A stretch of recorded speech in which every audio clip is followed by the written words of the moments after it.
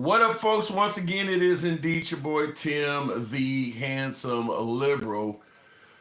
I'm not happy with what you see on the screen behind me. I'm not happy to have to put this up here, but we do got to question this because of what is going on. You know how the live is always ran. We don't bring anything to you unless we have clips and information to kind of allude to what we're talking about. And today, once again, is no different. We got things we want to run by you, but on the monitor behind me, you do see President Trump shaking the hand of the president of El Salvador. So you'll certainly hear more about that. Now, El Salvador is the nation that we're deporting a lot of alleged gang members. So these gang members that are allegedly being caught and deported out of the country, Venezuelan gang members, by the way, Venezuelan. And the reason that they're going to El Salvador as opposed to Venezuela is because Venezuela is not taking their citizens back. So if you're from Venezuela and you came to America and you get deported, Venezuela is not taking you back. Now, China, I believe China also has refused to take their migrants back. There are a few countries out there that we don't have the best relationship with that are not taking their migrants back. Nevertheless, that does not stop the deportation process under the Trump administration. If your home country won't take you back, then we're going to send you somewhere else. You can't stay in America. We'll send you somewhere else. And right now, El Salvador, for many Hispanics from Venezuela, is that somewhere else. Now, I also did a video on YouTube, features a young mom she's from Thailand. She's 37 years of age. I didn't bring her clip up right now. It may come up in the video, but she's 37. She's a mother of 5. She was born in Thailand, but she migrated to America. Now, she has permanent residency. So she's not a come legally or undocumented. She has permanent residency. But after getting residency, she committed a crime. She ended up doing 2 years in prison for a marijuana beef. Now, 2 years for marijuana seems a bit heavy, so I'm assuming maybe she got caught up in some kind of intent to distribute, or she was dealing in shit or something like that. You don't generally get 2 years for marijuana in modern time, but she did 2 years in prison for marijuana and was told by her lawyer that her criminal case would not affect her residency. He was wrong. They have deported her. Now, she was born in Thailand. She was born in Thailand. They deported her to Laos, L-A-O-S, Laos. She doesn't speak the language. She doesn't know the customs, the culture, anything. She is currently being held in Laos. They have all of her passports and documentation. She's a diabetic, no insulin, anything. That's where she's at. She's in Laos. She's not at home in Thailand. And even then, she's been gone from Thailand for years. But they sent her just like these folks we're talking about in El Salvador. They're sending these folks that are from Venezuela to El Salvador. So you see on the monitor behind me, we're talking about inhumanity. And that is absolutely going to come up today. I want you to hear a clip that I think is worthy of taking note to. Now, first of all, you wonder, how is all of this happening? And I'll go ahead and start off with how this came about. But then after telling you how it came about, I want you to hear why I'm talking about inhumanity. Declared war on Yemen. President Trump's invoked an 18th century law to order the deportation of Venezuelan nationals from the United States. On Saturday, the Trump administration flew more than 260 immigrants to El Salvador, including over 130 people accused but not convicted of having ties to the gang Tren de Aragua. which Trump has labeled a terrorist organization. The flights came despite a temporary restraining order from U.S. District Judge James Boasberg, who ordered any deportation flights that were currently in the air to turn around. The Washington Post reports 3 flights bound for El Salvador arrived after the judge's order. Salvadoran President Nayib Bukele, a Trump ally, shared video on social media showing deportees arriving at a notorious supermax prison where guards have been accused of gross human rights abuses. President Bukele tweeted, "Oopsie, too late," adding the face with tears of joy emoji. The comment was then retweeted by Secretary of State Marco Rubio and White House Communications Director Stephen Chung. Trump's Now, I want to ask, first of all, why would the president of El Salvador tweet out oopsie and with a smiley face with tears? Why is the president of El Salvador so happy to get bad hombres from America? Can somebody make that make sense? Even if you want to get rid of bad gangbangers and criminals in America, why is the president of El Salvador indicating he's happy to receive them? Does that not sound demonic? Who the hell wants bad people? I'm going to explain to you why that likely is, but why would someone be happy to get bad immigrants, gangbangers, murderers, whatever you want to call? Why is he happy to get the people? So that is something, that's one reason why we're talking about inhumanity, folks. We're talking about inhumanity. Now, this is what we're going to be dealing with, and I want you to see some of the still shots that I'll present in a moment. An 18th century wartime law, alleged members of Venezuela's prison gang, Tren de Aragua, arriving in El Salvador. The Salvadorian president sharing this dramatic video on X depicting TDA and MS-13 gang members hauled off into a plane, thrown into a bus, and then their heads shaved as they're now being held in an infamous terrorism confinement center. A senior Trump administration official telling News Nation in total, 261 illegal aliens were deported to El Salvador, of which 137 were deported using that Alien Enemies Act. The timing comes as a federal judge actually blocked deportation flights after Trump invoked that law from 1798. But the Trump administration is firing back now, saying it did not violate that ruling because the planes were already in international airspace. News Nation's Jorge Ventura live in... Okay, now I want to stop this right here. Now, what they're doing, make no mistake about it, a hell of a lot of Americans favor this. I got a lot of folks, will tell you this deportation process that Trump is doing, this is what we voted for. We wanted to get these people out of the country. This is indeed what we voted for. Now, real quick, before I get into the program, I got to reset TikTok because I don't know what's going on, but something is playing games with the numbers, so I'm going to switch TikTok over. It'll take less than 20 seconds here, but I do want to switch TikTok over. But a lot of Americans like what is going on, but the inhumanity portion is what I want to talk about. And I also want to talk about why the hell would anybody have a problem with getting rid of gangbangers? If they're here causing harm, they're raping, they're murdering, you name it, why would anyone have any issue getting rid of them? That's what we're going to talk about, is why would anyone have an issue getting rid of these people?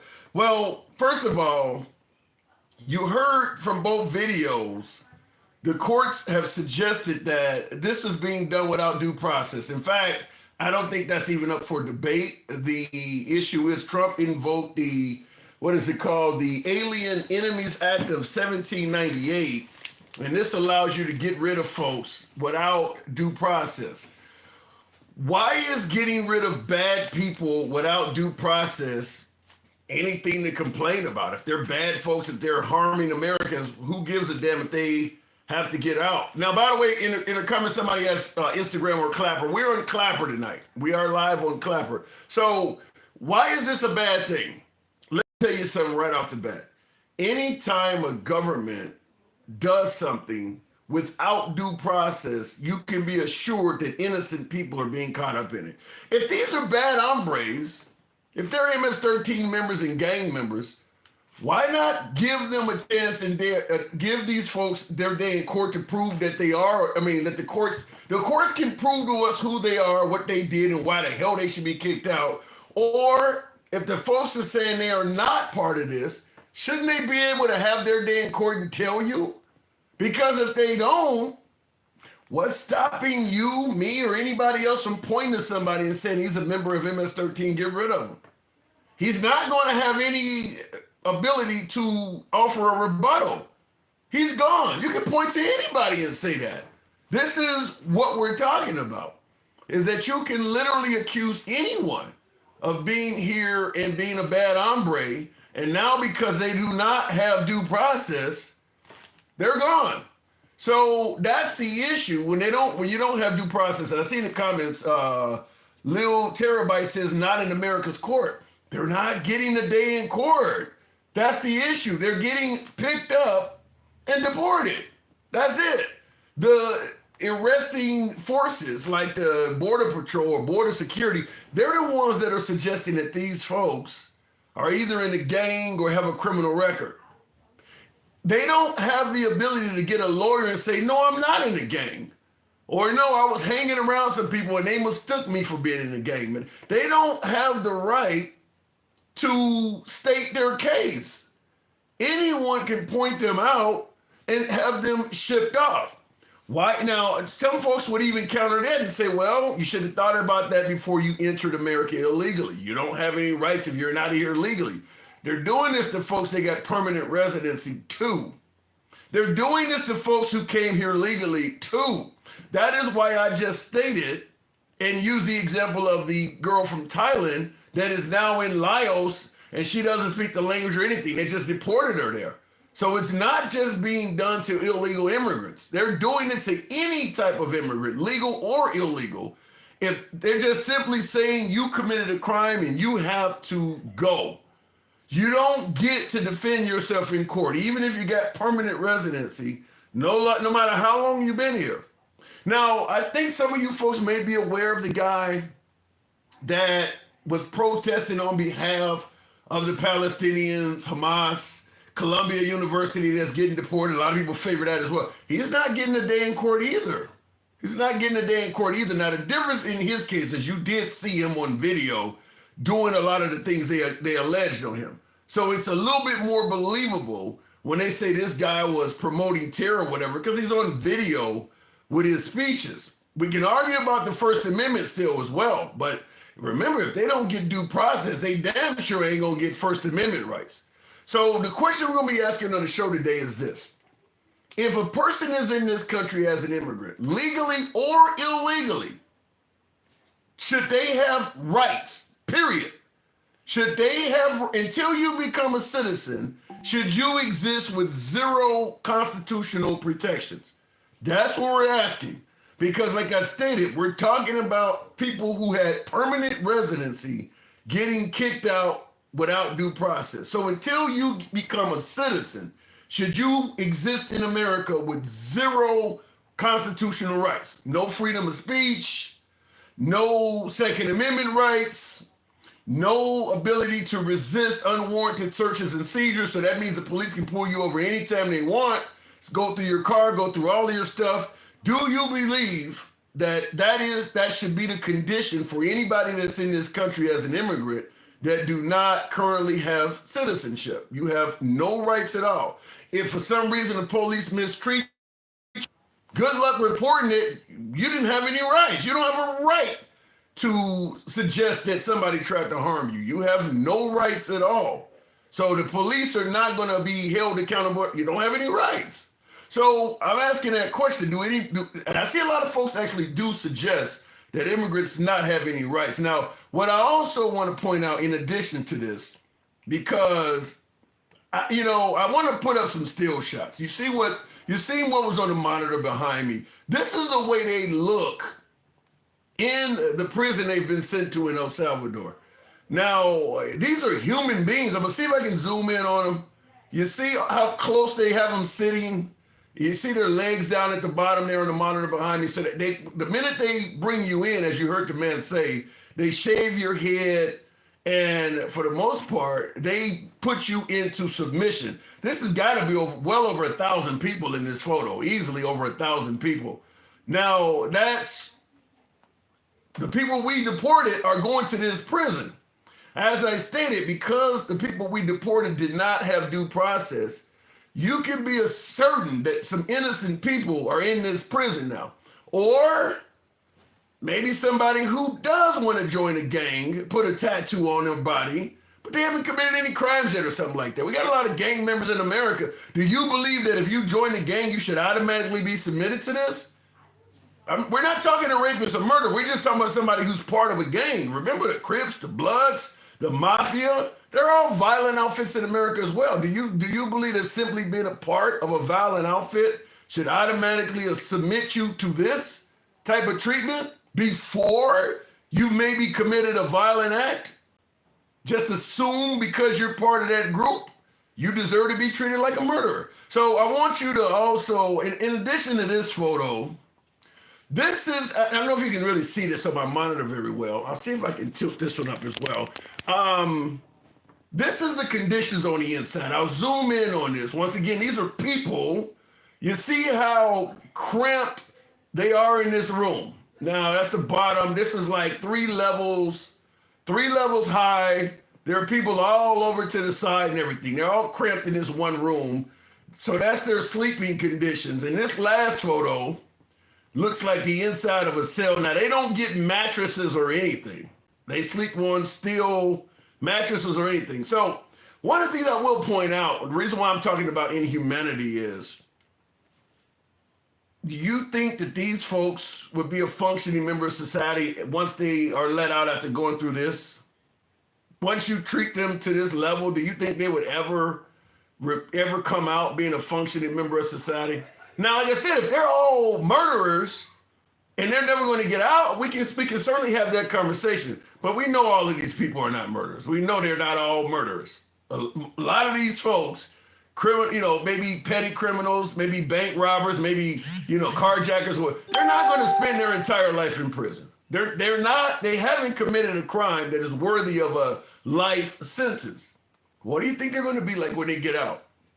Now, they were sent to El Salvador, even though they're from Venezuela, because Venezuela won't accept them back. If El Salvador took them and put them in an institution like this, chances are, what is El Salvador going to do when their sentence ends? Or is it going to end? Will they be housed in this environment indefinitely? Do we care? That's what I'm asking. That's why the whole piece is titled Inhumane. Do we care? Are we just happy to get these people the hell up out of our country, and from that point on, we do not care if they live or die? Do we actually care at all? Because without due process and living in a condition like this, you gotta assume some of their lives are gonna be ruined. And as I stated, they're not all murderers. So the idea that they deserve it because they ruined other people's lives, that doesn't apply to all these people. That just does not. This is why the due process exists, to make sure you're punishing the right people. We're no longer doing that. And I will submit this to you. Now that we are deporting people that come here either illegally or commit a crime once they're here legally into conditions like this, we have to be now, in terms of first world countries, we have to have now probably the most inhumane deportation process of any country in the free world. I don't imagine if you enter France or Germany or Spain illegally, you get treated like this. Every first world country has an immigration problem. Illegal immigrants enter every first world country.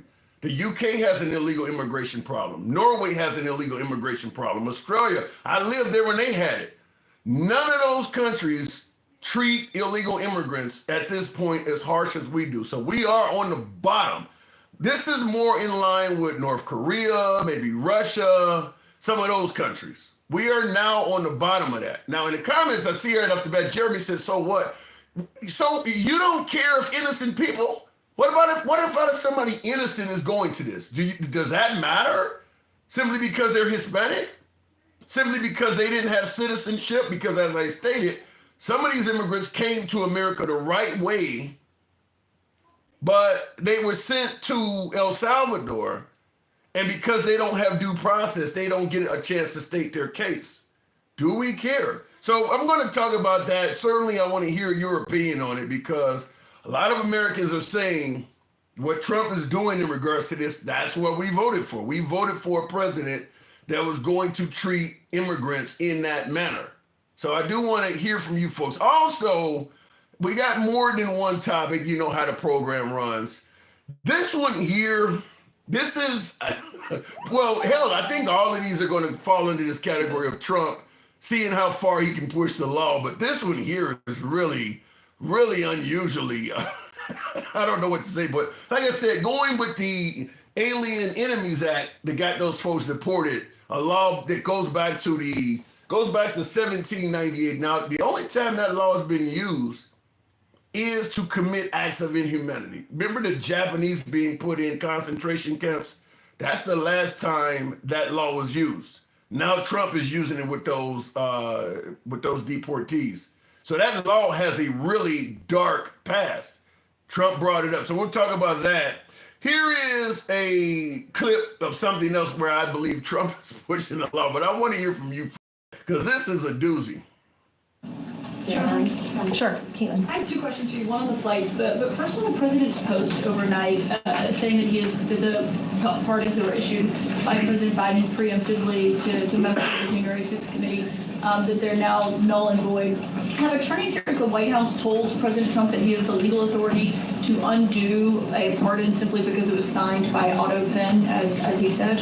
The president was begging the question that I think a lot of journalists in this room should be asking about whether or not the former president of the United States, who I think we can all finally agree was cognitively impaired. I know it took people some time to finally admit that, but we all know that to be true, as evidenced by his disastrous debate performance against President Trump during the campaign. I digress on that. But the president was raising the point that did the president even know about these pardons?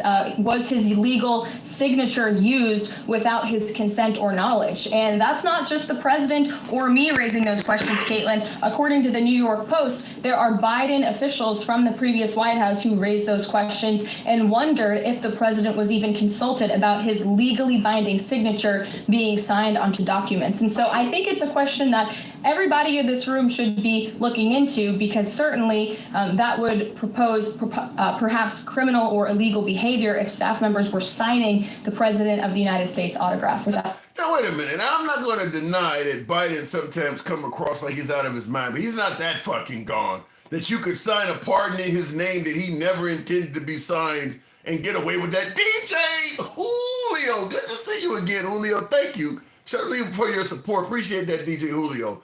But Biden is so out of his mind that somebody else could sign a pardon for him that he did not intend to happen, and he would just let that happen. Come on now. No, Biden was at Trump's inauguration. Was he just there as a ghost? I mean, him and his wife came out and met Trump and Melania. Oh, come on now. You're going to tell me they actually believe the pardons that were signed by Biden, he didn't have anything to do with it. He's that out of his mind, he didn't know. Wow. Now, keep in mind, everybody believes that Trump wants to get his hands on Liz Cheney and Hunter Biden.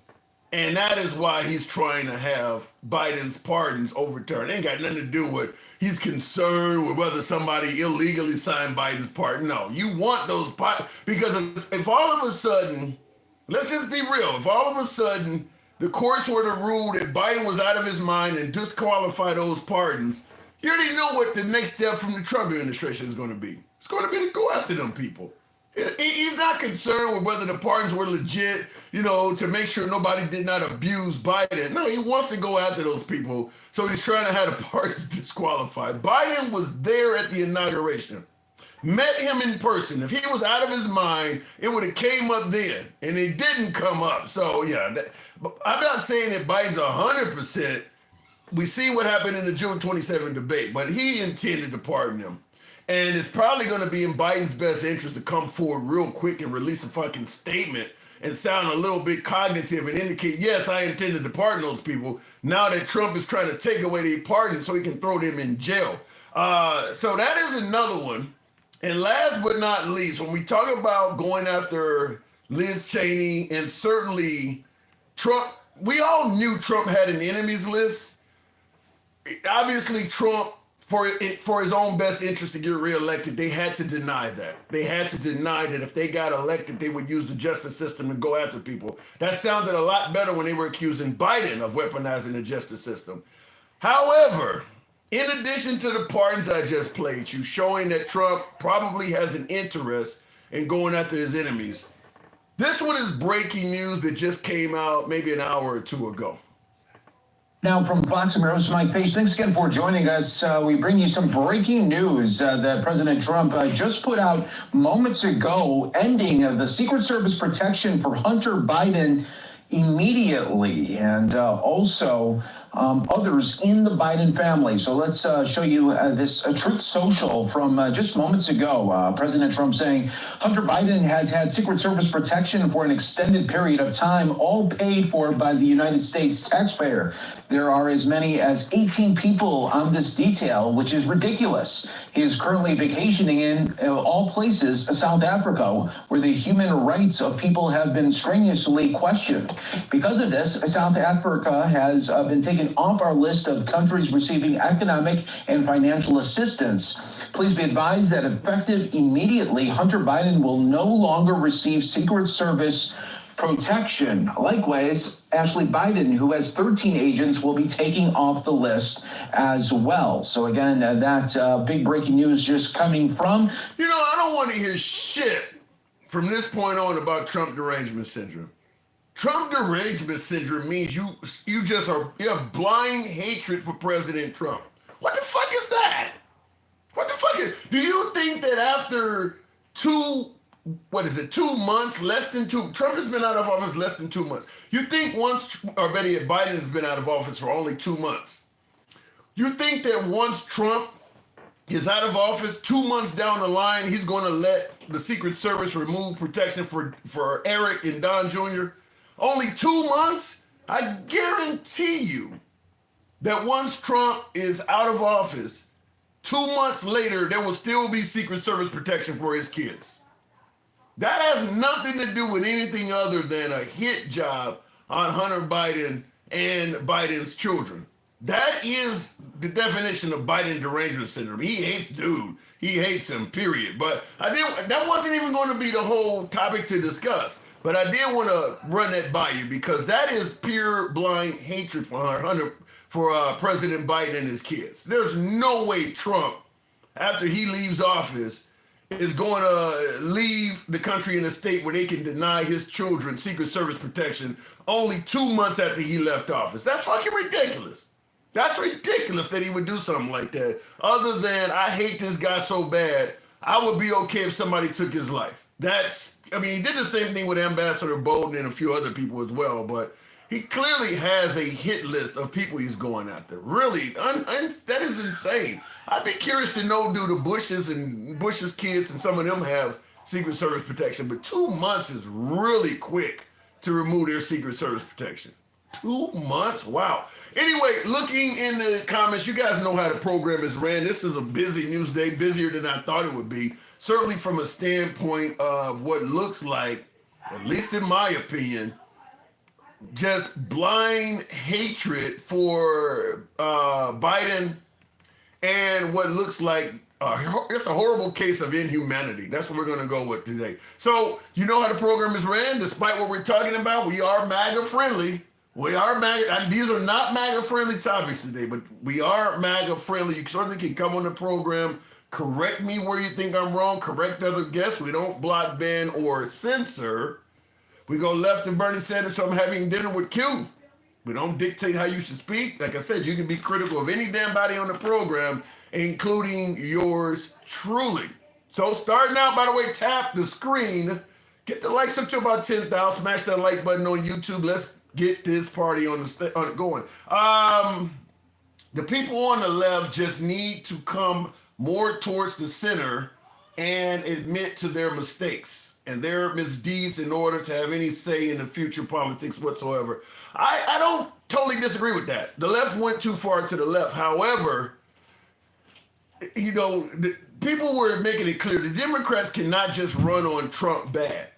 But Trump can basically snatch defeat from the jaws of victory. If he goes too far to the right, he can do to the Republican Party the exact same thing going too far to the left did to the Democrat Party. Taking folks' security details and I mean, he's going to, Bibles in school and some of this stuff. He is going very far to the right. For all of my beloved MAGA, I'm assuming virtually no MAGA has really read Project 2025. That document is far right, and a lot of that document is coming true. So understand that Republicans are not shielded from the same results as the Democrats if you go too far to the right. Start fucking with Social Security and Medicare and Medicaid. Just because the Democrats are in shambles don't mean you can't fuck up a good thing. So understand that. Let me go to the box. I'll start the program off, and we'll go straight to the one and only DJ Julio. Good evening, Julio. Welcome to the program. So hopefully it brings you up. So Julio, good evening. How are you? I'm doing good. I think I'm doing okay, but some of this stuff is really getting to me a little bit. Do you favor sending these folks to El Salvador with no due process? Well, I'm pretty sure that when you become or come into the United States, there is something that you have to sign that says you will be crime free. You won't do anything criminal. Right. You are immediately gone. We don't put up with that shit if you're here visiting. Yeah, but how do you? Okay, if you got someone that's in prison in El Salvador and they're screaming, "I didn't do anything wrong, they just deported me," is it possible that somebody could be there that's innocent? It's always a possibility. Anything's possible. Do we care? I wouldn't say that. Well, I mean, we don't want anybody that's innocent of anything. But if you created a situation that made you a criminal in the United States. Well, wait. You forfeit your position here and you're sent. But hold on. I thought it was. If you say if you create a situation that made you a criminal, I'm with you there. But if the person is saying I have not committed a crime, I was wrongfully rounded up and detained, and because you've given them no due process, that could literally be a totally innocent person spending time in a harsh prison. Do we care about those possibilities? And obviously, with no due process, I can guarantee you 100% of them people are not what they say they are. I don't care what you do in life. If the person don't get a chance to speak up on their behalf, you're going to get some innocent people. I see your point. I see your point. But what I would say to that point is, and I won't draw it out very long, is if I'm hanging around a bunch of murderers, people doing crazy shit, doing criminal activity, if I'm hanging around those people and those people end up getting in trouble, I'm in trouble because I was there. I was a party too. But you're not hearing what I'm saying, Julio. If somebody is in there, hold on. If somebody is in there and they're saying, I wasn't hanging around nobody, I was sitting on the porch and they came and got me.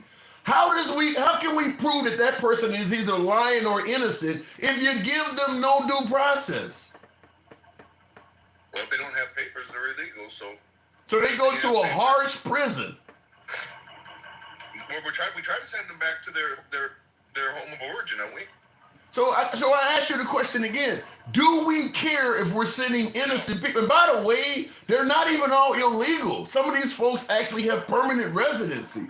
If they say you committed the Trump administration, for the most part, are saying if you don't have citizenship, you're not safe. I don't care if you have permanent residency. I don't care if you came the right way. I don't care if you've been here 10 years. If you don't have permanent residency, if you don't have citizenship, rather, and you're accused of a crime, you got to go. That's the facts. No due process. There is due process. It's the process of where you came into our country. You're here. You established your life. But when you came into our country, we said, do not create a crime or you will be gone immediately. I get all that. If you create a crime, crime. You just said they were creating crimes. That's what I'm talking about. That's what I'm telling you is if you're saying some of them are saying I didn't create a crime. Yeah, well, they're deporting people, suggesting that they're just gangbangers. Yeah, they're not all crap. Some of these folks are just saying you are a member of a gang. We don't really know if you committed a crime or not. We know this is a violent gang, and they're saying you're a member of that gang. Now, if the person is saying I'm not a member, they don't get due process, is what I'm telling you. How many criminals say that they did it? How many people in jail are innocent? Every one of them. So that's the point, though, Julio, right. because they don't get a say-so. We're not going to go through that due process. You're an immigrant. You should have been doing something to better your life. Hanging with thugs and drug dealers and shit is not bettering your life. That's doing exactly what you did where you came from, so go home and do it. But I keep going back to the point of you're assuming that they're a bad person. You don't, without due process, you do not know for certain if that person fits the narrative of all of the stuff you're saying. Like I said, it could be somebody. Exactly why I said what I said, Tim. Which is what?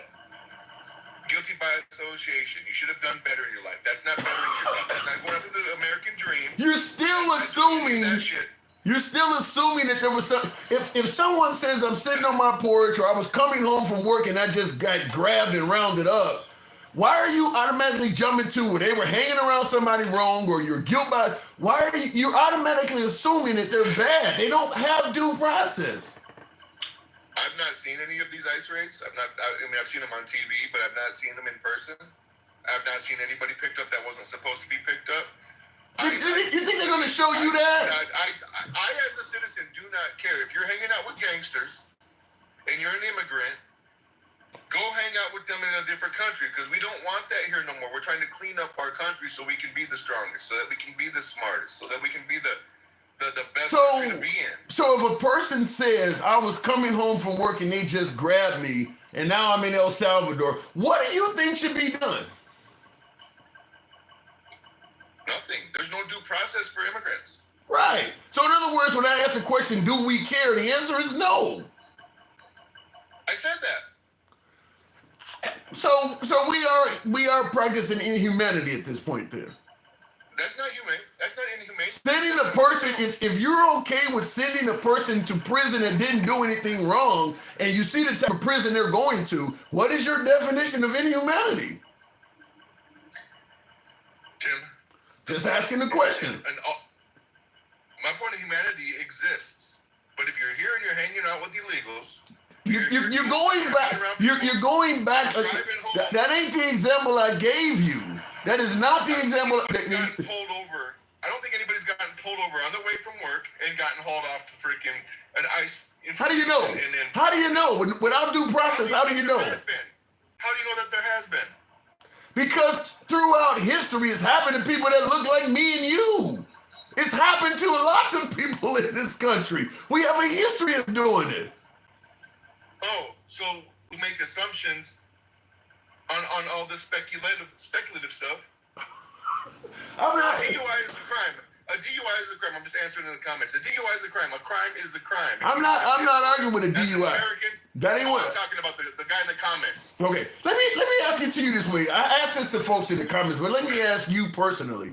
Up to having citizenship, if a person is here legally or illegally, up to the point of them having citizenship, do you believe they should have any rights at all? Let's say you came here legally, you're trying to get your green card, or maybe you got your green card, but you're not a citizen yet. Do you believe that person should have any rights at all? They do have basic human rights. If they can kick you out of the country and send you to prison without giving you due process, what rights do they have? They're not a citizen. They're a guest. So I'm asking the question.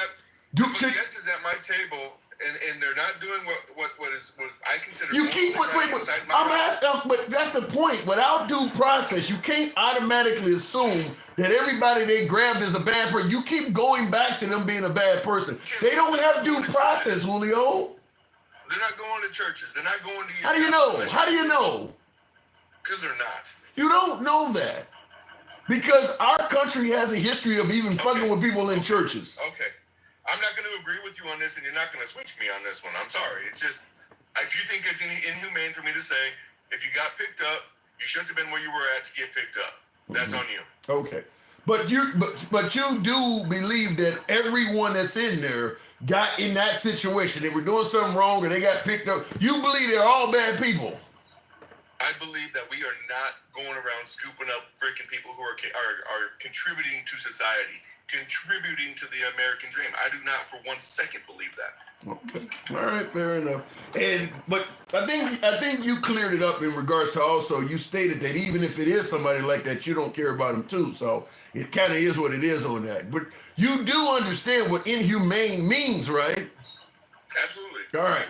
And this can fall in that category. Yeah, but I'm not in control of El Salvador. I'm not in control of any of those things. If that's who will take the people we're deporting, that's where they got to go. They If they can't get into the country, if they can't get back into the country of their origin, they're sent to El Salvador prison. If that's where they have to go because their country don't want them back, I still don't want them here. Right. Okay. I don't know. To me, like I said, when I started the live off, our deportation process is probably now the worst in the free world. I don't know any country you could enter illegally and fall into the category of what we doing to people now. Nobody does anything this harsh. Bullshit. Give me a country. Give me a first world country that does that. A free country. A first world. Don't give me North Korea. Give me a first world country that sends people to places like this. You might be right there. You might be Yeah. right there. Right. We're now at the bottom of the list in terms of inhumanity for first world countries. You got to literally come up with China or somebody to justify this. Right. And, But when we say that, you got to remember that we let like 13 million people just walk through the southern border over the last 4 years. I'm totally with getting folks out of here that are here illegally. Unfortunately, to clean up the mess, sometimes some things get dirty. Oh, It's not the best way to look at it. No, I don't like it. I understand it. I haven't seen anything from any of the reports or any of the freaking other people I listen to here on TikTok. I have never heard any real evidence of us doing it bad. Well, their parents of these people are speaking out. You're just not going to hear that on right-wing media. Their parents are speaking out and saying that my son was not a gangbanger. Yeah, they are speaking out. We just aren't listening to them. Well, nobody wants their family member to leave the country. Right, exactly. We trust that what Trump is saying is accurate, and it doesn't matter how much somebody says they're innocent. Without due process, we're going to focus on they have to be guilty. If I was a papered immigrant and my son or daughter got picked up by ICE for whatever fucking reason, I'm not going to let her get kicked out of the country. I'm going to say she's not a gangster as well. You're assuming I'm going to say that my daughter was in church every Sunday. She cleaned the house every Saturday, and every night before she went outside and looked at the stars and said her prayers. Julio, you're assuming they would tell you they had your son in custody. Like the guy that was protesting at Columbia, they picked him up they're not going to tell you. They're not going to give you a chance to say how great your son is. By the time you find out, your son is already in El Salvador. I was merely commenting on the fact that you said these people are talking about their sons and daughter. I was talking if I was in their place, whether my son or daughter was in a gang or not, the words coming out of my mouth are going to be no. My daughter's not in a gang. I was commenting on that specific thing. Yeah, I get what you're saying, but yeah, I think the issue is based on, like, for instance, how your mindset, a lot of my MAGA mindset is, you don't need to give them due process. You guys have already convicted them anyway.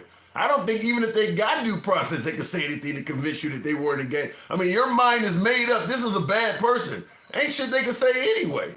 So the way you're speaking makes sense because you've already judged him as a bad person. Let me clear you up. Just because you get deported for a minor crime doesn't make you a bad person. If your country's not willing to take you back and you get sent to El Salvador where we're housing the prisoners, that's because your country wouldn't take you back, Tim. Right. So if a person's... I'm not saying you're a bad person. I'm saying you've made bad choices and this is where it's landed you. We need to be fucking responsible for our goddamn choices. Not our hearts, not our minds, our fucking choices. So if a person comes to America and like you mentioned the DUI earlier, you do believe that sending them to a prison like what's on my screen is justified because they drove drunk. They deserve. All of those pictures are staged pictures. What do you mean it's staged? 100%. Every one of those pictures that you showed up there during your opening comments are staged pictures. They all know they're there to pose and get a picture taken. This is meant to make it look bad. Staged by who? It's not supposed to be fun. Staged by who? Liberal media. So the liberal media went to El Salvador and told their prisons how to what? What? That doesn't make any sense. Why doesn't it make any sense? With all the waste we found in those, you think that's impossible? The liberal media is not working with the liberal media. Don't want those prisoners anywhere near El Salvador. The El Salvadorians are working with Trump. They're not working with the liberals. They're not. You telling me you telling me to? They don't want them there. They don't want them there. Is what you just said. Yeah. So you're telling me the El Salvadorians are going to work with liberals and stage their inmates the way the liberals want them to? I'm with you now. The El Salvadorians don't want the liberal news there. So how are you saying these pictures were staged by liberals? Is that what you're saying? No, I'm asking you. The El Salvadorians are taking these people from Trump. That guy. That's why when I had the Inhumane picture up there. That's the president of El Salvador shaking Trump's hands. He's not going to let liberals come down there and stage his prisoners. That doesn't make any sense. Okay. So these photos. I disagree. I disagree. Like the ones where all those guys are standing, posing for the camera. When they're all sitting in their freaking bunks, posing for the camera. So you believe that the liberals were able to get access to the prison in El Salvador and convince them to tell them how their prisoners should sit. That's what I'm saying. Why would El Salvador do that? To make it look bad. How about maybe it is bad? Maybe prison's bad anyway. I don't know. I don't know where you really. I don't know where else to go with that. The idea that the guy working with Trump. You think Trump would not say something if that was the case? Notice you don't hear Trump accusing El Salvador of working with liberals. You might be right. Yeah, that's my interpretation because every one of those pictures looks like a staged fucking picture. Every one of them when I saw them. Yeah. You know, prison is bad. You and I agree on that. The reason they're being sent to El Salvador is because Trump doesn't like immigrants and wants them sent to a bad prison. This prison ain't staged to look bad. It is fucking bad. That was the whole goal, was to send them to a horrible place to deter other people from coming here. The liberals ain't got shit to do with this. This place is genuinely bad. Stop. What did you just say? So I like your analogy better. Yeah. And it still tells me those pictures are staged. They're not staged. They're not. If they want it to look bad, they're gonna pile everybody in front of a camera and they're gonna take a picture to detour. So your thought process is way better than mine. I agree with you. That's to deter. Wait, hold on. That's to deter. To make it look bad. You did it right. You said it right. I'm proud of you. Yeah, but that's to deter criminals in El Salvador. These pictures are not designed for Americans or people in America. El Salvador has nothing to do with America. Trump is the one that went down there and negotiated a deal so that our inmates could, our illegal or immigrants could go down there. They're not going to stage pictures for some kind of propaganda in America. This is the way they bring you in. I agree. Yeah, the liberals. I agree with what you're saying. But maybe this is part of Trump and El Salvador's dude talking, saying, hey, keep these pictures coming. Make it look even more packed. Make it look even worse than it is. We need more of that. That'll help deter them. What I'm saying to you is you're right. It's a staged picture to deter criminals in El Salvador and to deter anybody from sneaking into our country, because this is where you'll end up with all of these tough necks in the background right there. Yeah. I don't deny. You're right. You made my point for me. No, no, I don't deny. Well, when I look at the picture, I honestly don't know if it's staged or not. The inmates are jam packed in there so much. I don't think they have anywhere else to sit. It's not staged. They don't have anywhere. The place is overcrowded. It's not. I don't believe it's staged. They brought all the wings together into one wing. You're right. How do you know that? How do you know that? I don't. Then why are you saying I don't know that? that they didn't. But you don't know that they didn't. I don't buy that they brought all the wings together, because there is a video of how they were actually processed when they got off the aircraft, and they shave your head right away and all of that. That's what they do down there. They got nothing to do with it being staged. This is the way their prisons are. Their prisons are worse than they are in America. Should be. Prison should be bad.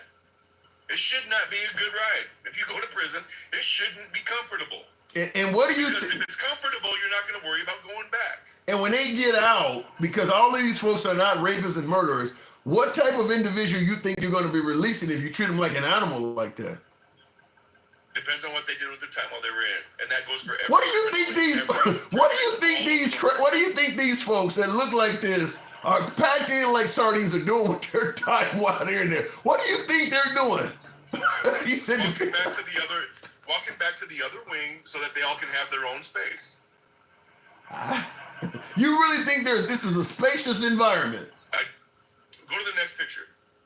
They don't even have mattresses. This looks right here like a group that decided to get together and take a picture. 100%. Nobody looks sad. Nobody looks dirty. They all look in shade. I'm telling you, man. If you can't see that it's staged, I'm sorry, but to me, it's 100% staged. To me, your idea that this is staged kind of sounds like a good way to excuse yourself when history starts dictating that what we did was inhumane. Well, we thought it was staged. We didn't think it was real. You almost sound like the Germans did after World War II ended, so that they could give themselves an excuse because they didn't know how inhumane what was going. That's what you almost sound like. That's what you're doing. Is you're trying to preparing yourself because history is going to judge us pretty harshly on this. There's going to be some innocent people that may go here and not come out alive or come out completely ruined. Okay, so now I see the hypocrisy and the contradiction. I can call this staged. It ain't staged. No, that ain't staged. But if I say something, or if you guys say something that we did that stage, it has to be. It's law. You're lying. This is the problem. We spend too much goddamn time talking about shit we have not experienced and seen firsthand. We don't know if this is staged. We don't know that it's not. Maybe if they had, maybe this is the El Salvador. For all we know, this isn't Compton. You said we're talking about shit we haven't seen firsthand. Maybe if these folks got due process and people could actually get access to them, we could see it firsthand. There's a reason they're hiding the people from the court. There's a reason why they're not letting you talk to the people. Because if you could speak to them, you would hear this stuff. Talk to them. What? They broke in illegally. There's no reason to talk to them. You're here illegally. You're going to jail. Right. If you can't talk to them, it leaves plenty of room for people like you to say it's staged because you don't want the truth to get out. It's leaving room for you to navigate and create your own truth to make it not look that bad. And for you to dirty what the truth could be. How about just give them due process? That way nobody's dirtying the truth and we actually know what's going on. Because it's not something promised with your immigrant papers. It's not something promised. Right. Okay. I gotta move it on, Julio. We obviously don't agree, but good to see you on finally. I haven't seen you in a while. Where you been? I've been working my ass off, boy. I gotta freaking feed these girls. Working like an immigrant? Better. You need to take a trip to El Salvador. I gotta go. I've been there. Whatever. You need to live there. No, that's all right. They can keep that shit. I mean, it's a great place to be. It's all staged. It's all staged. I'm bloodline of the original Americans, my friend. I'm going nowhere. Goodbye. All right, moving on with the program. That was the one and only DJ Julio. Friend of the program. We don't agree on the damn thing there, but certainly Julio, thanks for coming through. Looking in the comments, he moved the goalpost like 3 times. Hey, that happens on the show. We are becoming the environment in the movie for Vendetta. Wow, sir. You know, a lot of folks, particularly MAGA, are going to agree with probably 90% percent of what my last caller said or more. A lot of, I have an issue with the lack of due process. I just do. But one thing that my last caller did admit is they should have some kind of rights. I had a lot of MAGA in the comments saying that until you become a citizen, you shouldn't have any rights at all. Just treat them like garbage. Just treat them like garbage. Before I go to the next caller, this is why I always keep saying on the show, despite the fact that I was brought up in the church, I'm not very Christian anymore. Because I tell you, I feel confident in saying this. Most of the people who believe it's okay to treat these people like shit refer to themselves as God-fearing. If your God, whoever he or she may be, is okay with this, and if you can be okay with this and you still can go upstairs, I don't know if I want to hang out with you up there. That's just my opinion. I don't know if I want to go up there with you. There's no way in hell I believe that any religious deity would be okay with this. No due process or anything. No way in hell. I don't know. To me, like I said, that's my opinion. I see in the comments, Jeremy says God is wrathful. So even God would be down with this. Just put him in there like that. Let me looking in the comments. Any person who came across the border the wrong way is subjected to prosecution. Common knowledge and common sense. Well, I don't disagree that coming in the country illegally can subject you to prosecution. But the problem is some of these folks have green cards and shit. They're not all here illegally. If you come to the country, you enter legally. You're here 100% legally, but let's say you get caught shoplifting or you commit another crime. Well, that can violate your immigration process. You can be deported. But if you happen to come here legally from Venezuela, then you go to a place like this, when at that point your only crime is the shoplifting or whatever, and you get sent to an environment like this. Keep in mind, our penal institutions in this country are shitholes, even according to Trump. What they're doing to them in El Salvador is significantly worse than even any of our institutions. So we're literally sending them to an institution that by American standards is inhumane. By American standards is inhumane. Keep in mind, President Trump, when he pardoned the January 6th hostages, stated he had to get them out of there because the place was disgusting and inhumane. That's what he said when he got the January 6th protesters pardoned. He had to get them out of there because the place was disgusting and inhumane. That was a U.S. federal prison. He's okay with sending these people here, though. All right, let me go back to the box. And I'll go ahead and bring on up I run with scissors. Good evening, welcome to the program. Like I said, I'm amazed at how many people are okay with this, even when they know what happened. I run with scissors. Good evening. Hey, how's it going? I don't even know at this point, man. I know, man. So I'm a friendly. I will take a lot of your time because I know you like to get opposition up here mostly. But I just wanted to point out a couple things. One, DJ sounds like a lot of Trump supporters who, especially in his second term so far, are having to twist their brain into all kinds of different shapes in order to rationalize some of the things he's doing. And that's just getting worse, right? And you could tell, right? Because he was changing the goalpost 2 or 3 times, right? So that's going to keep happening. More and more of these Trump supporters are going to have to figure out a way to rationalize it. A lot of their sentences are going to be starting with words like, yeah, but what about things like that, you know? The second thing I want to say that he kept on seeming to be lacking knowledge of is everybody who is in the borders of the United States is protected by the Constitution. Even if you came here illegally, which, by the way, is a misdemeanor. When you cross the border illegally, that's a misdemeanor. If you cross the border illegally and then apply for asylum, you are no longer considered an illegal. Well, you are now in an asylum process. You don't have to. And you make a good point. Under the Biden administration, if you came here requesting asylum, officially you came here legally. You came here legally. Now that's because Trump, and Trump supporters were saying, I don't mind you coming here, just come here legally. under Biden, and he's the president at the time, they came here legally. All of a sudden, Trump becomes president, and suddenly thousands of people who came here legally are instantly becoming fugitives all of a sudden.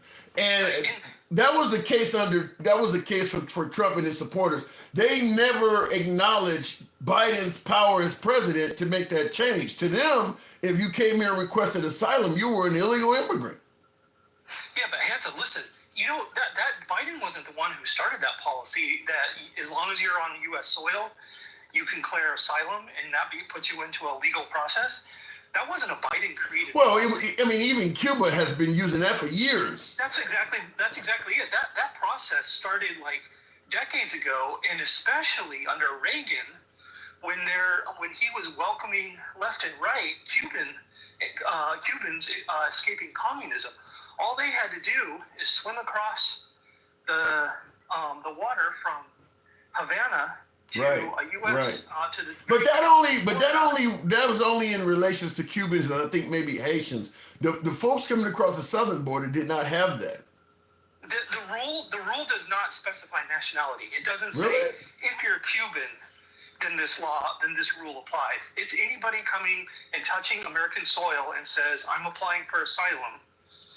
They are now in a legal status. Even if they don't claim asylum and they come across illegally, they've committed a misdemeanor, even then you are still protected by the Constitution and you are afforded due process like you were talking. So even if you're here illegally, you still are protected by constitutional rights, including the Second Amendment, including the First Amendment, including the right to due process. That's just the law. Well, obviously under Trump, from what I've seen, at least in my little small data sample, MAGA don't want you to have any rights if you come here until you're all the way up to a citizen. They're not a big fan. Some of them, not all of them, because Julio tried to say he tried to say it's okay to have some rights, but clearly there's plenty of areas where he's okay with you not having rights.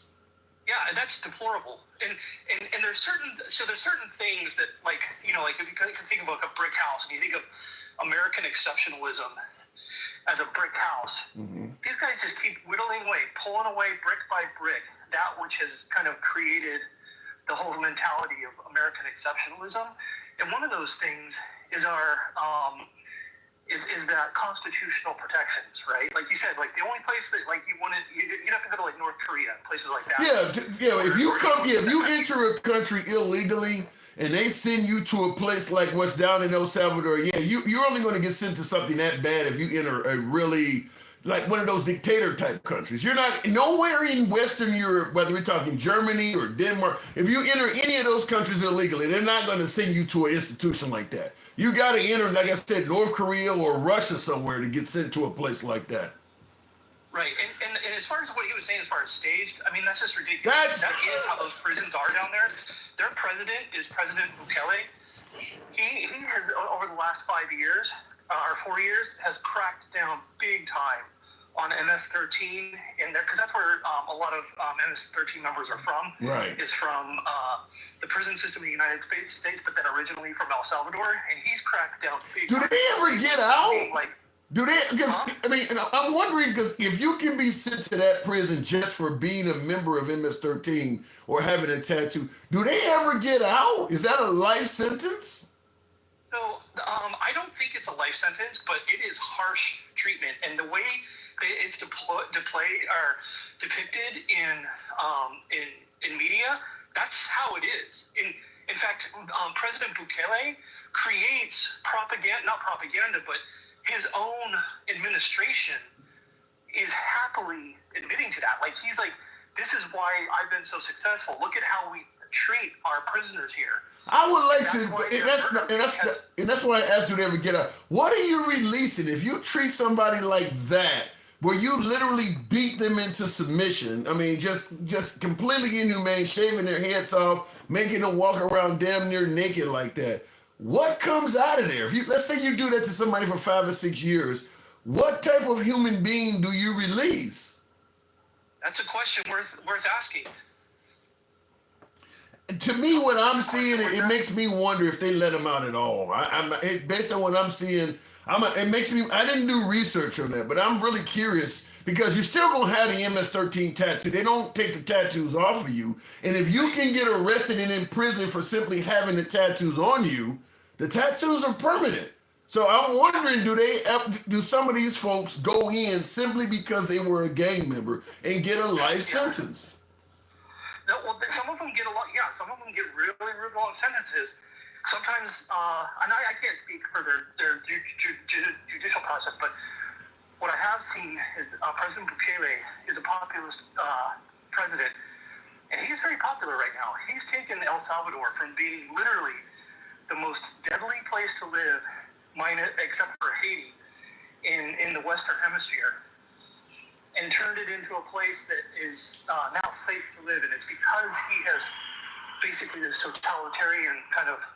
Yeah, well, this is kind of like when Trump was talking about bringing back stop and frisk and giving police immunity and how it'll make America safe. And my response to stuff like this is, you don't make the country safe. You don't get rid of criminals. What you're doing is you're just reversing who the criminals are. All you're doing is making it so that the citizens are no longer criminals and the cops are committing all the crimes. I mean, crime is still happening. It's just being done with your permission.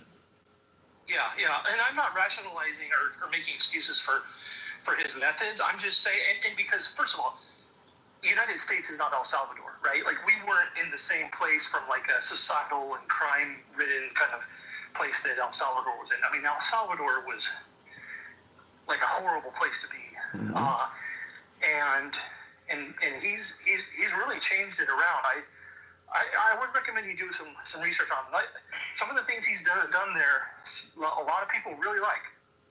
Yeah, but it's going to be. Yeah, I can understand how people would like it, but most likely it's going to be the same mindset that MAGA has, where I'm so focused on getting rid of crime that I don't give a damn if innocent people get caught up in it or not. At the end of the day, as long as I get crime down, I'm fine with it. Innocent people, well, we just, a few casualties never hurt. That's what in America, we would rather let criminals be on the street than risk convicting innocent people. They probably do it just the opposite. We would rather risk convicting innocent people than allowing criminals to be on the street. Yeah, and I think your suspicions are well founded in not only our history, but in how today we are seeing Donald Trump act in office by now starting to ignore court orders, right? Yeah. Like lawful court orders. This is due process, right? Court, yep. where somebody brings a court case and the judge puts an injunction or something, says, all right, you got to stop doing that until this goes through the process of court. He's ignoring that. Yeah. And that's where you hear that constitutional crisis where those words come up, is because if you've got a president who's now unwilling to follow the rulings of the courts because he just simply doesn't like it, then what do we have? What are the chances, before I'm moving on from, what are the chances then that after 4 years, if he's not following any of the laws now, what are the chances that he'll follow the law, which is handing the baton over to the next administration? Another valid question. Yeah. Wow. All right, I got to move it on, man. This is somewhat distressing, but I appreciate you coming through. Yeah, you take care. Thank you. All right, moving on with the program. By the way, tap the screen, get the likes up. Certainly, 25, we could get to 25,000. I haven't solicited that. Smash the like button if you're on YouTube. Certainly those who may be tuned in on Clapper as well. Tap the screen, get the lights on up. I want to make sure I didn't miss any super chats there. An illegal ruling, that's the difference. It's some leftist judge trying to tell the president of the United States what he can and cannot do. I don't know if I can bring it up right now, but Chris Cuomo on News Nation made a really good comment about that, because the right is saying that these judges interfere with Trump's agenda. Leftist judge, one judge shouldn't be able to do all of this, have all this power. And he does a really good job of giving a laundry list of how one single judge was offsetting all of the Biden administration policies. Like, Biden with student loan forgiveness. It all started with one judge. I mean, the idea that one judge is getting in the way of Trump's agenda, so it's wrong, as Cuomo rightfully pointed out, makes it sound like Trump should have some kind of special power. Because one judge got in the way of a whole lot of Biden's policies. And the right were totally okay with it. One judge, as you say, one activist judge. You could even submit that the judges that gave Trump immunity, the Supreme Court, that was somewhat activist. So it's really just a case of we're okay with activist judges and one judge doing stuff when we agree with it, but we don't like it when we disagree with it. But one judge can cause problems for both sides. It ain't something that's just uniquely happening to President Trump. I wish I could bring that up. I will in a minute, but yeah, it's happening to more than just Trump. He ain't the only one that's been dealing with that. But going to one of my subscribers there, Jeremy, good evening, welcome to the program, Jeremy. Now, I saw you wanted to come up. What was going on? What am I getting wrong here? Oh, you're getting a lot wrong. Number one, so first off, I'm going to say the only thing I disagree with Trump on this is that you think that the only right you shouldn't get when you come into the United States is the right to vote. Wait. So you do believe they should get due process? Yes. But here's what I do agree. Here's what you don't understand. That prison you're looking at, that's known as CCOT. There are multiple prisons in El Salvador. Everyone who's in there deserves to die. And I hope they do. I have no sympathy for them whatsoever. CCOT is specifically for people who've been convicted of things like rape and murder. And also, if you're part of MS-13, by the way, you want to know one of their initiation processes? You have to kill a family member. So you're telling me every single member of MS-13 took out a family member? I don't think that's true. La M. In America, because there's a lot of MS-13 members in LA, and you're telling me every one of them took out a family member? Absolutely. I don't believe that. Maybe I'm wrong, maybe you're right, but I think I would have heard that by now. Every one of them? Either that or it's the Mexican mafia. No, it's definitely MS-13 I'm thinking of. I don't believe that. You got 14-year-olds that's part of that gang. There's no way they don't all kill the family member. The Bloods, that's who they mainly recruit because they can't get in they can't go to jail for the same amount of time as an adult. I tend to think that if what you're saying is true, I would have heard. I watch a lot, national. Do you think that children can't be violent? No. Well, we know the Menendez brothers, but what I'm saying is, for instance, I watch a lot of those National Geographic prison shows. You see them on MSNBC in the middle of the night. I think I would have heard if every and Trump has never said that every MS-13 member has taken out a family member. That would have been a really good selling point to talk about how bad we need them out of this country if they had done that. I don't buy that. The fact that you haven't heard that from the right, to me, says everything, because they would really be using that. The right and the left both are filled with a bunch of people who honestly aren't that educated. You see, it's just it's part of the Pareto principle. Now, Trump would say that, though. Trump, if they were killing their own family members, he wouldn't just be calling them bad hombres. He would be using that. Oh, he should. He can't use it if it ain't true. He can. And now, let me tell you about the other prisons. Everyone who's in CCOT is there for life. It's a life sentence. Okay? There are other prisons that you go to in El Salvador where if you just did a few misdemeanors, you don't go there for life. And guess what? They are very, very nice. It's almost they're like miniature job programs. No. I'm dead serious. I am dead serious. There have been documentaries done by left-wing people. I want you to look at something. Why are you telling me that? I'm once again, just like with the family members, I don't buy what you're saying, but I want you to look at something. This is News Nation. This is the arrival of those immigrants when they got to El Salvador. Look at how they're being treated, and keep in mind. Keep in mind what you said. They're going to a very nice place with job training. No. They're going to CCOT. You're talking about two different prisons in El Salvador. Okay, Hours after President Trump invoked an 18th century wartime law, alleged members of Venezuela's prison gang Tren de Aragua arriving in El Salvador. The Salvadorian president sharing this dramatic video on X depicting TDA and MS-13 gang members hauled off into a plane, thrown into a bus, and then their heads shaved as they're now being held in an infamous terrorism confinement center.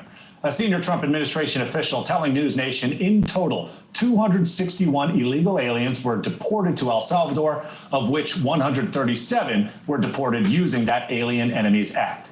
The timing comes as a federal judge actually blocked deportation flights after Trump invoked that law from... You tell me they going to a nice place? Again, No hair? No hair? they're not the kind of people who are committing low-level crimes. They're the people who are committing low-level crimes who are illegally in the United States. They're not going caught. Here's the problem I have, Jeremy.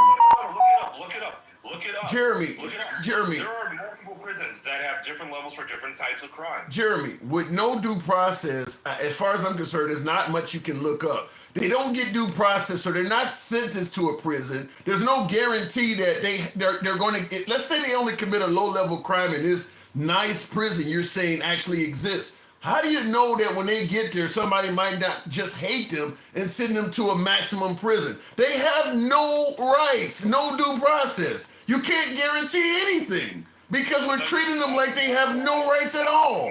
That's why, if you paid attention to what I said at the beginning, I said I don't agree with Trump about taking away the rights. And I don't agree with it either, but when you start talking about they're going to potentially a nice low-level prison, there's no way to know that. Trump doesn't seem to give a damn, and because they don't have due process, they can't call their family, or you don't know you don't know if they're all alive at this point. They just literally are disappearing from the face of the earth at this point. They left Venezuela. They came to the U.S. They probably made a few phone calls back home when they came here, but now they've been deported out of America, and they literally just dropped off the face of the earth as far as their family is concerned. They have you don't know what type of facility they're in. You don't know if they're in a pine box at this point. Well, here's the thing. Again, as I was saying, let's say that we get my wish, which is that Trump isn't able to use this act, okay? Everyone in CCOT absolutely deserves to be there. Fuck them.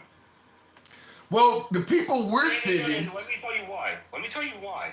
Okay, let me tell you why. I am so sick of this argument of well, we should be humane.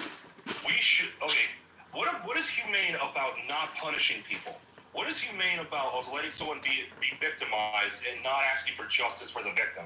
What is humane about that? Okay, the immediate answer is when you don't give a person due process, there's no way to know if the person is a murderer or somebody who was simply wrongfully accused.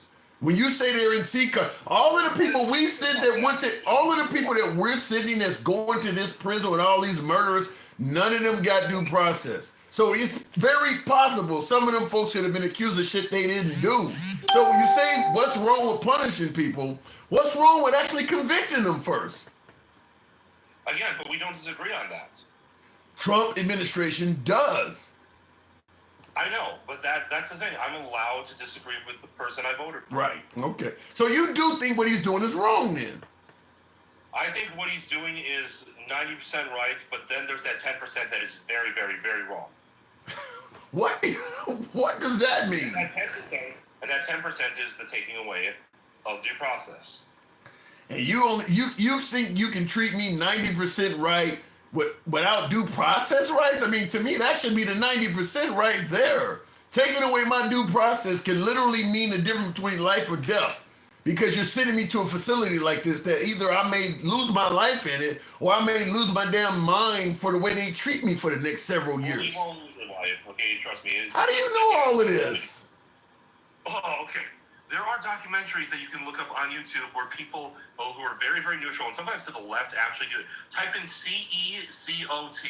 Well, first of all, I'm not for certain that you can just look at these pictures and tell me you know what facility this is. How often do you go down to El Salvador? Dude, I've seen the videos of some people going to the low-level prisons. You want to know something interesting about the low-level prisons? A lot of the areas in that prison are built by the prisoners, and they're happy to do it because they get paid for it. And a lot of them get bachelor's degrees. The lower-level prisons in El Salvador. These are for the lower-level criminals. And so you think Trump? The higher-level criminals that you're seeing in CCOT are rapists and murderers. You think Trump is paying El Salvador to take prisoners from the United States so they can go down there and get an education?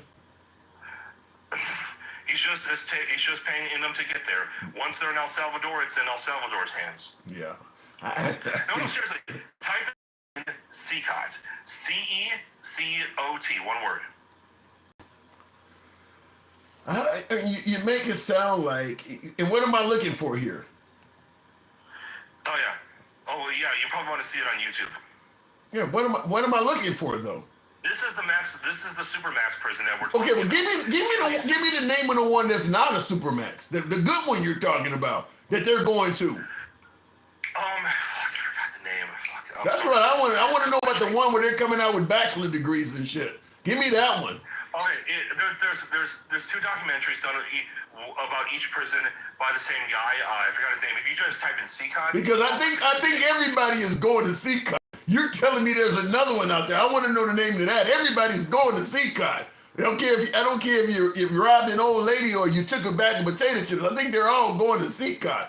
I want to know the one you're talking about. This great place where they're getting an education. That's the one I want to know about. Everybody knows CECOT exists. That's how their prisons run.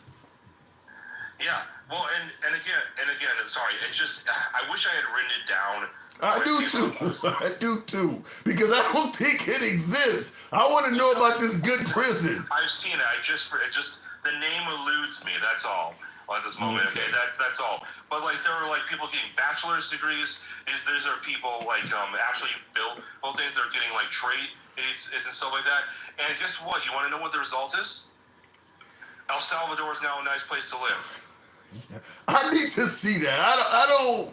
I'm just going to tell you flat out, I don't believe that any of the people we're sitting down there are going to these nice places. I think that Trump wanted these folks to be treated like bad hombres. Remember, Trump started out by saying that Mexico and all these countries are not sending us their best and brightest. They're rapists. I mean, he has painted all of these people to be exceptionally bad from day one, and he never proved it from day one. So he wants these people to go to somewhere awful. He don't want these people to go somewhere where they're getting bachelor degrees. Because keep in mind, if they're going to some sort of penal facility and they're getting educated and we're paying for El Salvador to take these folks, then we're kind of paying for these folks to get educated. Trump ain't gonna do no shit like that.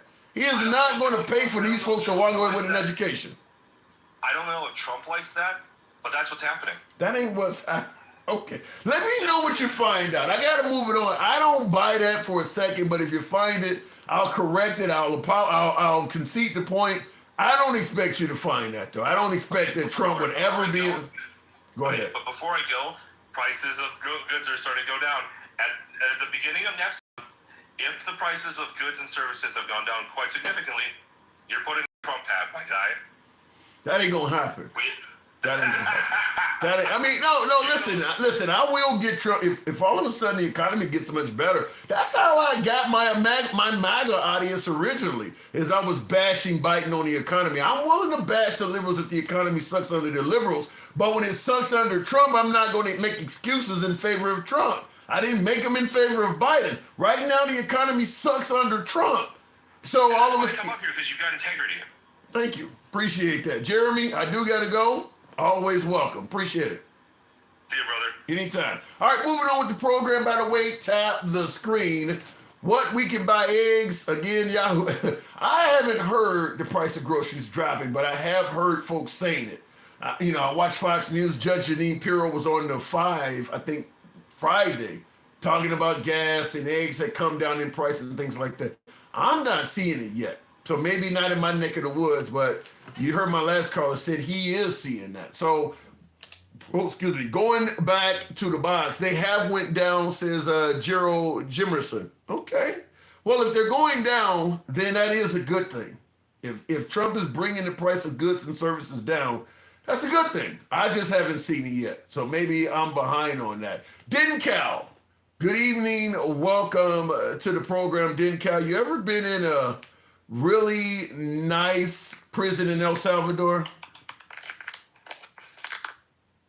Dencal, are you there? Thinking about going there and getting my education. I was thinking about Get some cheap, education, man. Yeah. Am I a bleeding heart liberal? Am I wrong for saying that what this looks like is inhumane? This looks inhumane to me. Look, I'm just so surprised. I never knew that the Republicans or MAGA cared about what prisons are like. Yeah. I mean, we've been telling them that prisons have been horrible in this country for decades, if not centuries. And you know what they told us? Don't commit the crime if you can't do the time. Right. Now he's But trying. now, January 6ers, oh my goodness, they're in such horrible conditions, and they're being kept there without, because they can't pay their bail. You know what I'm saying? Well, yeah, the thing about it is they only care when it's somebody that they care about. Like Trump cared about the J6ers, and I said that. I'm like, if you're admitting you had to get them out of this federal prison because it was disgusting and inhumane, you do realize when you got them out of there, the prison was not vacant. What are you doing for all the other Americans that are left behind in this disgusting and inhumane environment? You don't give a shit about them. Those are Americans that are there. So what he said did not pass the smell test with that. You just want to get your guys out. Right, and having the nerve to come up on here talking about when you make your point about the people not getting due process to say, well, those 10%. I'm like, that's the. He said 90% is good, but losing due process, that's only 10%. Yeah, I was speechless. I did hear him say that though. Wow. So I guess we could apply that same thought process to black people. We only 13% of the population. Well, who gives a damn if they're being mistreated? That is how it's applied. That's my argument for people who always ask me that are people of color, and they say, "Well, when was America great again?" And I'm like, it ain't really meant to take you into consideration. You're not part of the equation on that. I mean, because if they had to look at it through your eyes, that statement wouldn't make sense. When they talk about making America great again, they're not really talking about your experience. We lost a lot of great leaders and people in the attempt just to get them to change the verbiage in the Constitution from 3/5 of a human being. Yeah. Like we still there. They changed the verbiage, but you see how Trump and MAGA feels about the Constitution and all of that stuff. The President of the United States is not coming out saying, "I don't give a damn what the court said." Literally. Yeah. And also, his borders said the same thing. He don't give a damn what the court said. He was the one who said it. Yeah. But he said it on behalf of the Trump administration. Because Trump, if somebody says something that Trump doesn't like, he's going to come out and correct it. Yeah. You know what I really hate about this? Because I know my MAGA audience look like, why the hell are you guys defending criminal immigrants? I hate that it comes out like that because I'm just simply saying if a person is yelling out, "I'm not a criminal," they should have a day in court to prove their case. The idea, because this opens the way for Karens, for racists, anybody to point at an immigrant and say this is a bad hombre, and that allows Homeland Security or Border Patrol to just come and grab them. They don't get a chance to prove that they're innocent in court. DJ Julio, my first caller, all he could see is that they're bad. Well, you wouldn't get picked up if you weren't hanging around bad people, or you would. He just refused to accept that this could happen to somebody who's doing nothing wrong. They have to be bad, and based on that, you don't need due process. I already got my mind made up. You're a bad guy. You need to go. That's where I don't like it. So that's the assumption. Assumption that everybody that's in a gang, if the gang has a reputation of being violent, everybody in the gang needs to go to prison, needs to go to maximum security where they got, murderers and rapists at. I don't even understand the logic that people could be in these situations and not be criminals. Like some people grow up in the culture. Heck, Snoop Dogg is one. You know what I'm saying? Should he be locked up? A lot of kids join, you're right. A lot of kids join gangs to belong. Sometimes maybe an older... Or to not get jacked up. Yeah, or sometimes it's just a matter of a kid whose mom is working all damn day in the neighborhood misguides the kid. You know, some adult takes the kid under his wing and an adult doesn't have good intentions for the kid. You could literally have somebody innocent getting wrapped up in this. And next thing you know, they got a MS-13 tattoo or something on them. And now they're getting sent to this environment because of the tattoo, because they're making it clear just simply being a gang member is all you need to get deported. You don't actually need to have committed any crimes. Just being accused of being part of the gang is good to go. And you could literally point to anybody, like Julio was saying, well, you're hanging around bad people. Maybe you grew up with somebody that actually became an MS-13 member and you just friends with that guy. You're on the corner with him, now they gonna round you up. Well, you shouldn't have been hanging with him. I mean, that's why I cannot call it anything else other than inhumanity. Yeah, it goes against all of this. They talking about this law and order and due process and everything, but now when their guy gets in there, they say to hell with all of it. Yeah. Well, hell with all of it. Anything that goes against him, the judge is somehow compromised. And I heard a great question on the news today. They were talking to Stephen Miller, and the reporter was asking him about the part about him saying that you can't, like, you don't need a judge. A judge can't tell the president, the executive branch, what to do. And she said, well, how does it get up to the Supreme Court if the lower courts don't make a ruling on it?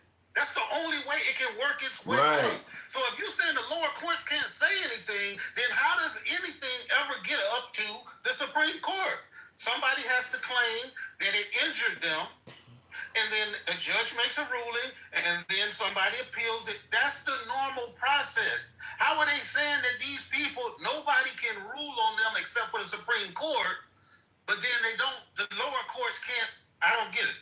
Well, and I don't get it either. I mean, obviously, they don't want to follow the typical way the law goes, but I'm going to give you one that's even worse. This is coming from Maxwell Smart in the comment section. He asked a question, and this is definitely somebody who certainly has not been in the hood to ask this, but I'm going to give it to you.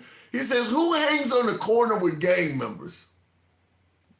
I do. When I was a kid, because that was right. in my neighborhood. When I grew up watching hustlers and and pimps and stuff like that. Right. That's who was in my neighborhood. That's why I grew up watching. As sad as it may sound, that's who I wanted to be when I was at a young age because I had matured. Let me give you a more, and this is for my viewer that Maxwell that asked that question. Because I'm with you. I'm the same way you are, didn't Cal, but I'm gonna give him a more white version. Based on his analogy, he would have deported Daisy Duke because they hung around the Duke brothers who were often running from the law.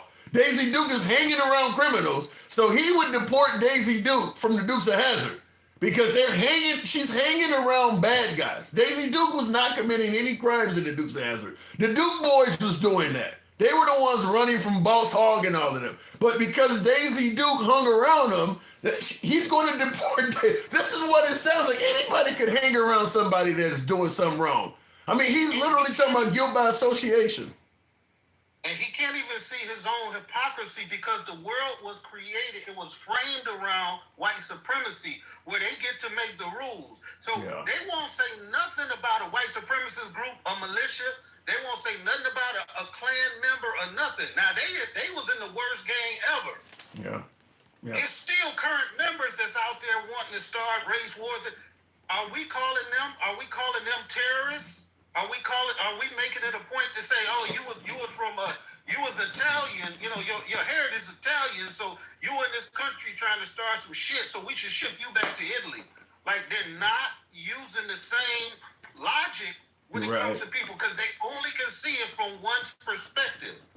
And what's really concerning is if you can deport these folks, even folks with green cards. We're not talking about people who just ran across the Rio Grande and is here 100% illegally. Some of these folks got green cards and permanent residency they're kicking out for some of the misdemeanor and low-level crimes. What concerns me, and you let me know if you see the same thing, is if they can kick them out of here without giving them due process, is it possible this could spread to citizens too? Exactly. In the same question that Trump pumped into their head to fearmonger them, saying, if they can do this to me, imagine what they could do to you.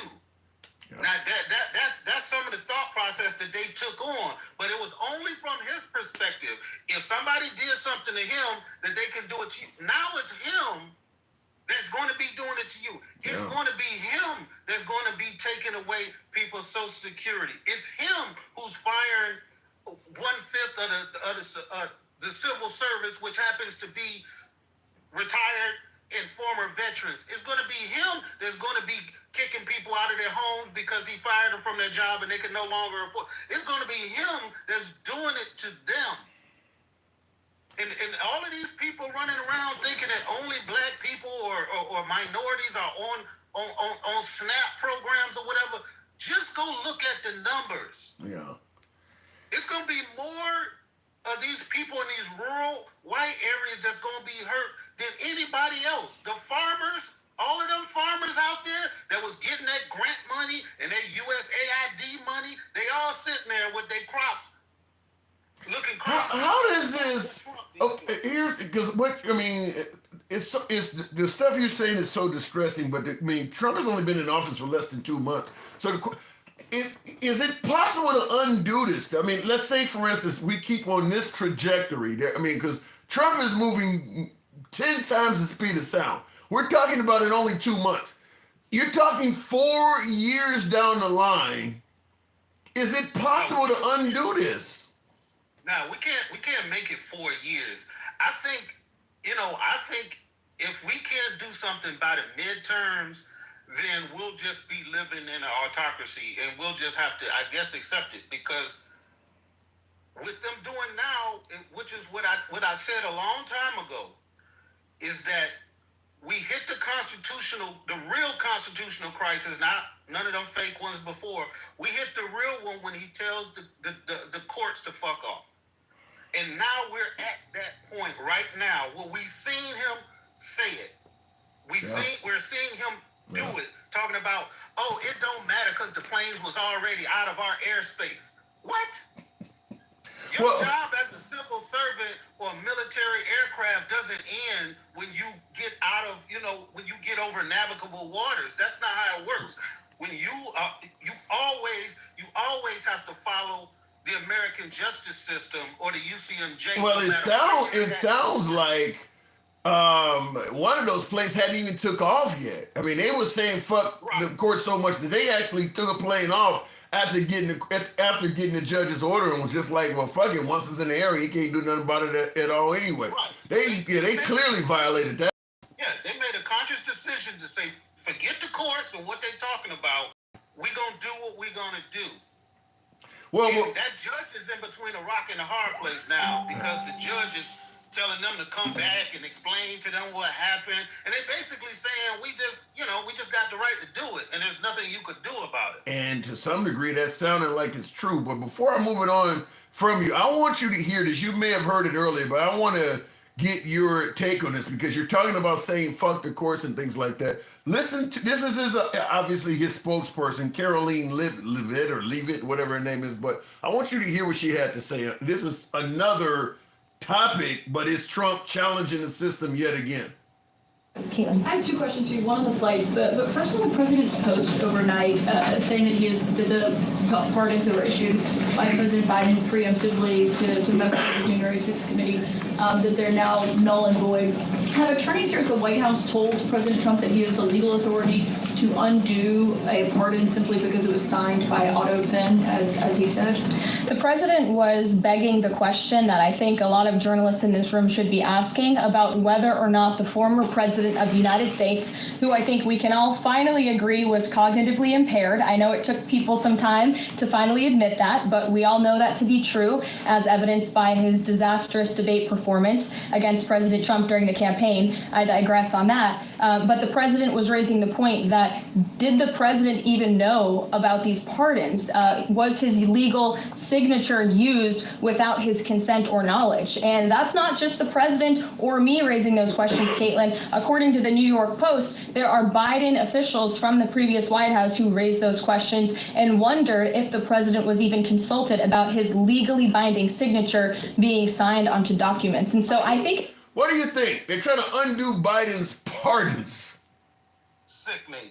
But that's pure evil. Oh my These God. people sat around with some lawyers and said, how can we get around this? And they concocted a story when we saw him being asked every day at the end of his term, was he going to do these pardons? Right. And he was saying he was thinking about it. There's nobody on God's green earth that can say somebody signed it and he didn't know about it.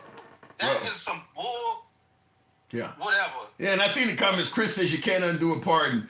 You guys got to quit underestimating Trump. I don't made my share of mistakes doing that shit. Trump is Superman. Say what you want. That dude is a white Superman with flesh and blood. That guy is doing things that nobody. I swear to God, if we had said this stuff 6 months ago, MAGA would have been saying we are fear-mongering. We're trying to paint Trump into some kind of picture. He's not going to do all of this crazy shit. They would have never accepted it, even themselves. But gotta quit underestimating Trump. I mean, because certainly when you see the Supreme Court is on his side and Congress ain't going to do anything to get in the way, the Senate is not going to do anything to get in the way, what can he not do? There is no checks and balances. Yeah, and Johnny 11 or Johnny J11, yes, we do know he signed it because he talked about it ad nauseum before he left office. And people asked him to say he didn't know or somebody else signed it is just ridiculous. Why would he let somebody? They can go ask him right now. He's right. alive. Right. And not, let's just be clear. We know that the reason Trump is challenging this shit is not that he want to make sure that nobody cheated for Biden. He wants to go after those people. He don't give a damn about Biden. He making it sound like, well, I just want to make sure that those were legitimate signatures and nobody fraudulently signed for Biden. You don't give you trying to go after those people. That's why you trying to undo this stuff so you can start going after them people. It's a sad state of affairs, man. But MAGA, they still holding on. They ignoring everything. Because it ain't happening to them yet. It ain't happening to them right now. So. They talking about oh my goodness, eggs. Look, eggs prices were caused by the bird flu. We all know that. If the price comes down, it ain't got jack shit to do with what Trump did. Yeah, it wouldn't have been by the bird flu if Kamala Harris had won or something. They would be still blaming. if Kamala Harris or Biden had got reelected, they would still be blaming the price of eggs on them. But now that Trump is in, all of a sudden, let's tell the truth about that bird flu shit, because we don't want that to fall on us now. The gas is still too high because at one time it was $1.80 under Trump. All right, then, Cal. It is a sad state of affairs the way things look. I mean, I didn't think we would be here. I'm actually starting to wonder, shit, am I safe putting out content? I'm starting to wonder, man. But you've already said it. There's layers to this shit, and they are attacking the upper layers. They haven't gotten through to Yeah, them. but goddamn, I know that they're at the front door. Like, how long am I gonna be safe in the basement? Shit. Hey, the good thing for you is AI won't know the difference because they'll see that MAGA had the back and skip right over you. You know what? Well, shit, let me make sure I'm safe. Let me pull all these motherfuckers out. That AI will skip right over you. Let me pull them all out. I'm gonna get me a MAGA comforter so when they come in my house, I'm under the bed, big ass Trump one sign and shit on. You got his picture in the back, man. You good, man. All right, I hope you're right, cause damn, You just have to do a little tweak of your content, man. Just a small tweak. You already close, man. I hope you right, because there's a fat lady with diarrhea sitting right in front of the fan and she letting it go. Shit is hitting the fan, man. Shit is hitting the fan. Then, Cal. All right, you have a good one. Always pleasure, man. Thank you. All right, moving on with the program. Tap the screen. Will G says guilty until proven innocent. With the immigrants, that is absolutely true. That is absolutely true. If Trump says the immigrants are bad hombres, they're letting them out of insane asylums or whatever, particularly from a MAGA standpoint, his word is good enough. This is the same thing with the Haitian migrants. MAGA's not questioning Trump. If Trump, I don't care how outrageous it is, even up to and including eating people's pets. If he says it happened, shit is happening. There is no demand for any evidence or proof on it. I'm not saying that Trump is always wrong my damn self, but I do believe that he should show evidence of some of this stuff. I don't just buy anything he said, because at the end of the day, like any other human being, Trump has been caught saying things that are not accurate. So if he says somebody's doing it, just show some proof. You know, so if somebody said, Debo said some immigrants are even coming from outer space. Oh my God. Before I move on with the program, by the way, tap the screen, get the lights on up. 40,000, is that possible? And by the way, on TikTok, give me about a minute of good tap and help out the algorithm, brings in more MAGA. That's why I always ask you guys to tap the screen. It helps out the algorithm, all of that good shit. Real quick in the comments, I looked up to my dad, not gang members, says Maxwell Smart. Well, everybody don't have a father around. Maybe your dad was not in your life. Maybe your dad's overseas fighting a war. Maybe your dad's deceased. Maybe your dad's incarcerated. Everybody don't have maybe your dad got 2 fucking jobs and they don't have time to be around. I mean, there's a ton of reasons. And by the way, there are people that join gangs that have both families at home and treat them good. Some people just do it to rebel. So, you know, you never know what's on what influences a child. Every child that, goes the wrong way was not raised up improperly. Sometimes people just, bad things. You can do everything you believe is necessary to raise your child right, and the streets still may get them. Somebody still may get them. I mean, it is what it is. I mean, you can't control that. The caller doesn't sound like he hung with crack dealers, so tell him to stop the nonsense. Crack dealers are worse than purple Microsoft dealers. What is a purple Microsoft dealer, Maxwell? I don't even know what that is. And look, listen, I don't have any criminal history at all. My criminal history is cleaner than most cops. I hung around people that were felons and shit. I mean, that's just kind of the way it is. If you grew up in urban America, particularly as a person of color, you know some criminals. It's just the way it is. You know some especially if you grew up 70s, 80s, and 90s, you know some criminals. It just living in the hood, it was designed that way. I mean, you got to think the way America was designed, it was designed to keep people of color kind of financially down, so to speak. You impoverish people, they're going to turn to crime. Even as late as in the 80s. It was still hard for African Americans to see the same light as a white person. 2025 is a different story. But also, people might also suggest that in deliberately flooding neighborhoods with crack cocaine, well, you're gonna have dealers and shit in that area. There's a whole lot to go behind that. But yeah, I think just about anybody that grew up in urban areas probably knew some thugs, knew some criminals, knew some felons. They're all around you. I mean, if you live in a hood, there's at least one person that sells drugs on your block. At least one. And many of them got the cops on payroll, so the cops are kind of turning a blind eye to felonies as well. There's a reason why you can do all of that stuff. You think the police don't know which houses sell drugs and narcotics? When a 10-year-old walking home from elementary school can tell you what house is a drug house on the block, you think the cop don't know it? Most drug dealers that are even somewhat in the game, have at least one officer on the payroll. One person that they need to get some information from or turn a blind eye or something. So, yeah, I think everybody that grew up in that environment knows it. And it probably applies to folks who grew up in trailer parks as well. If you grew up in a poor environment, crimes are being committed, even in the white areas. If you grew up in a poor environment, you probably know somebody that's doing a little shady shit to get by, to make $1. So it doesn't matter how good your parents are. You know these people. And they're all around you, by the way. They're all around you. But looking in the comments, make sure I didn't miss another one there. Okay, continuing on, though. Chicago cops don't even bother active people on the corners anymore. I would guess it's probably like that in most big cities.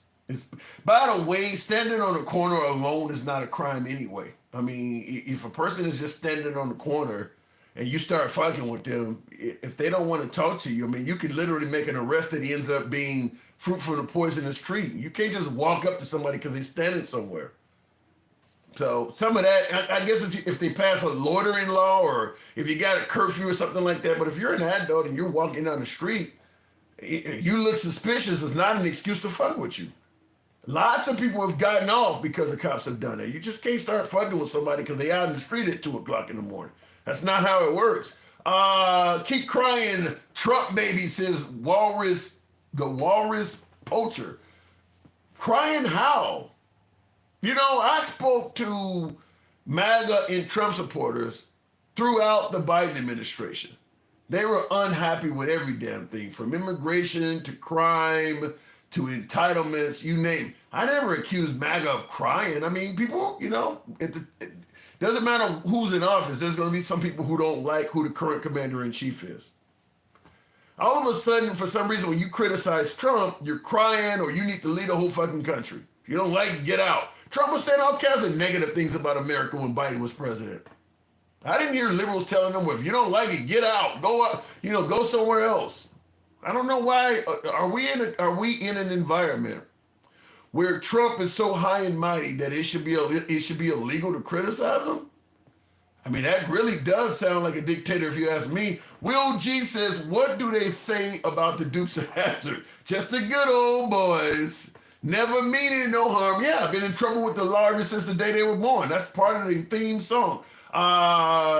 Will says, just the good old boys, they don't mean no harm. Yeah, with the Confederate flag on top of the... yeah, they did have a Confederate flag on top of the car. And when they made the movie, they took the flag off of the car in the Dukes of Hazzard movie, and the right went ape shit. The woke community don't cancel the General Lee. They took the flag off the car, I believe, in the movie they made for the Dukes of Hazzard. What he says, most kingpins are white. Is that true? What about the drug kingpins? Are they really white? I don't know. What about the Hispanic? I thought they were like Hispanic cartel. I don't know about that one. Mr. Liberal, you hung up on corners. Did you chill with crackheads in crack houses most people associate with their likes? Look, I've never tried anything in my life. I've never tried even alcohol, not even a wine cooler, not even a beer. I've never tried cigarettes. I've never tried marijuana. I've never tried any narcotic or illegal substance ever, not even tried it. But in regards to your question, you says, you hung out on corners. Did you chill with crackheads? Yes. Yes. I've even taken people to buy it. Yes. Yes, like I said, we grew up with these people. You know, I had people on the block that I knew, I've known people from the time I was in kindergarten that got hooked on that shit. I say on the program all the time, my dad passed away from crack use. My own father.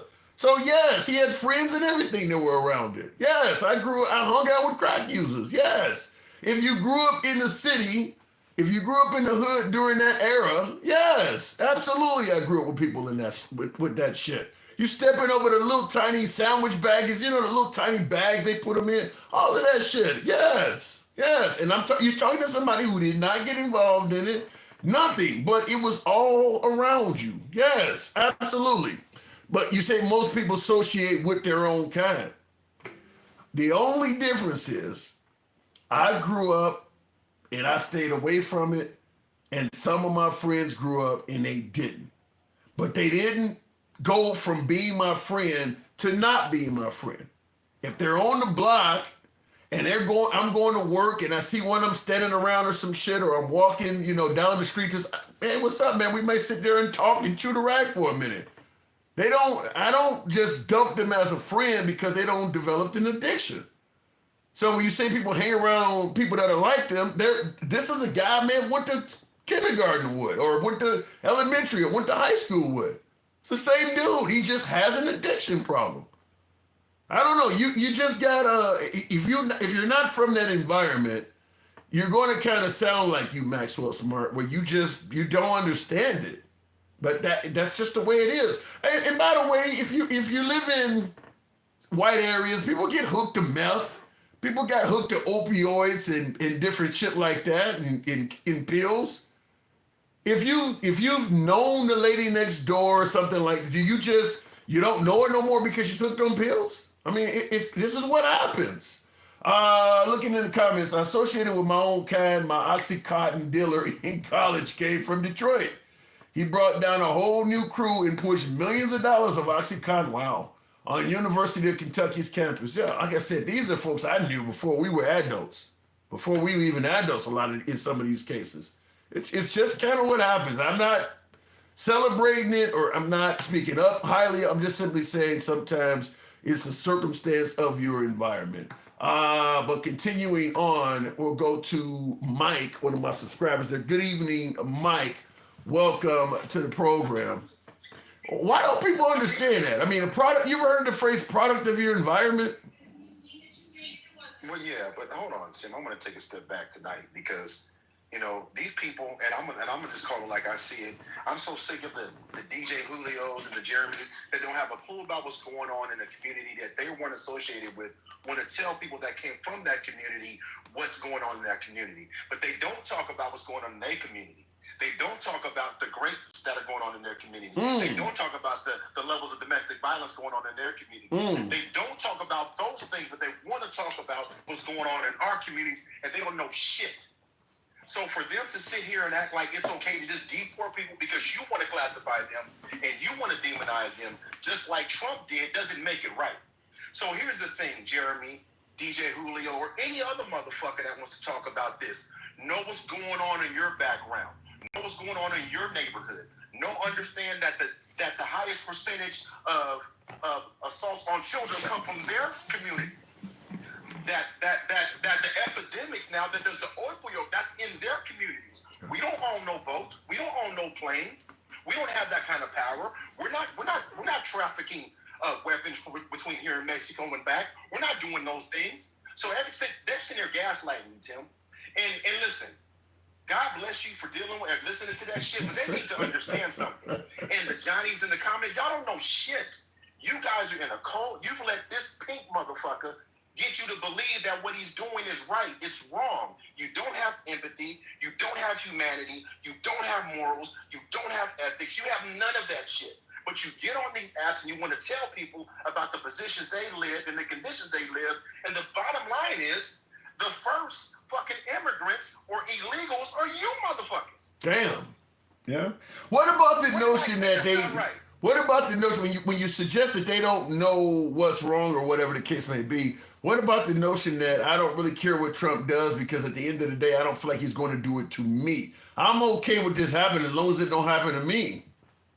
No, but Tim, yes, that's fine. Then they are accepting that they are accepting what I just said. They are accepting the lowest common denominator of a human being that they can be. And they're accepting it. And not only that, they're justifying it by his actions. The reality is this. First of all, Jeremy was wrong about that prison. They can't even go outside, Tim. Yeah, I thought, and by the way, real quick, Viral Talks, appreciate the support, thank you.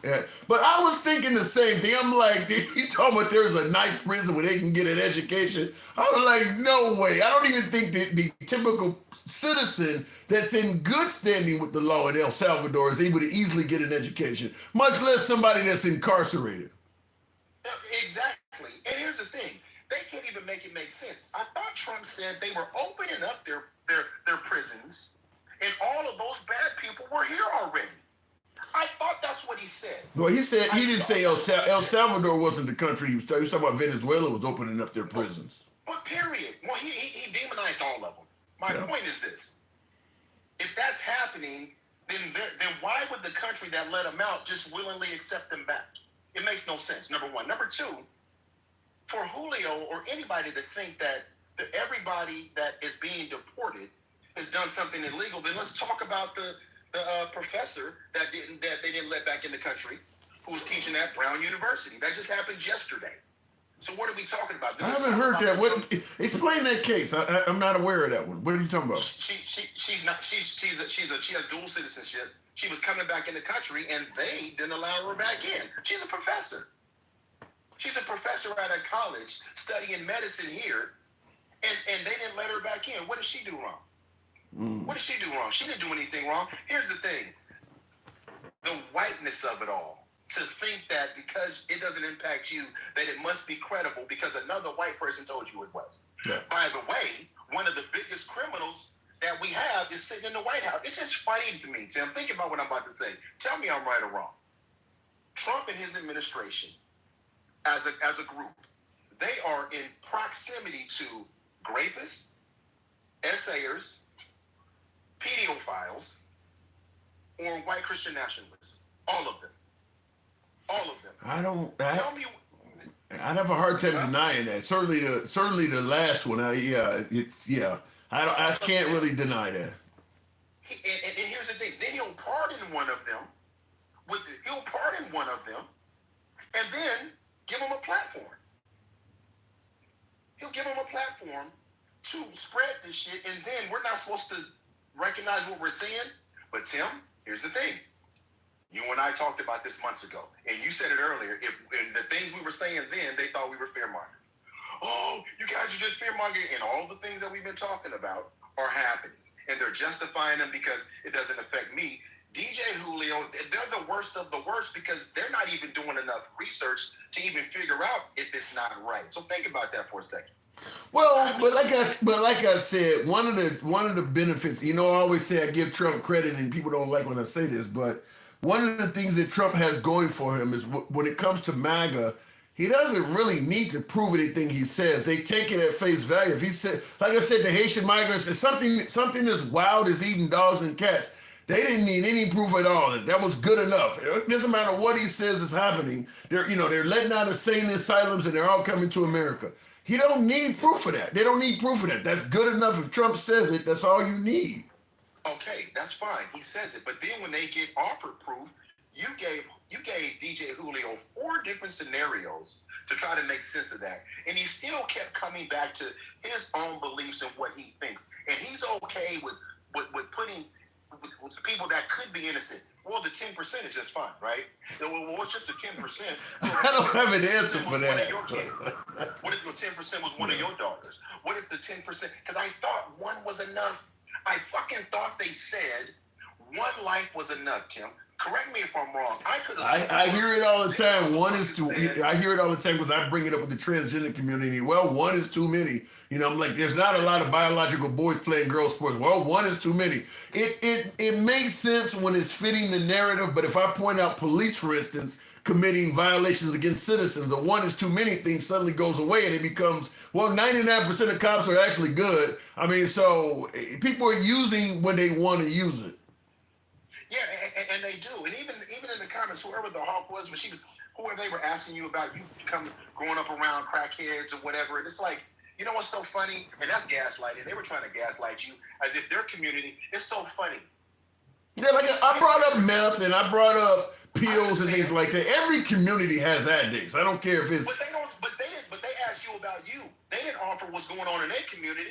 They didn't tell you about the parties they have at their parents' house when they're over in Hawaii and they're popping pills and drinking liquor and doing all this shit from the store, and the police show up and say, just keep it down. The hypocrisy of it all is so infuriating because it's gaslighting and it goes right to what we say and right to what we feel. And yes, I can speak to this because I've been on both sides of it. But just because you grew up somewhere, and they don't even know the circumstances of how it got there.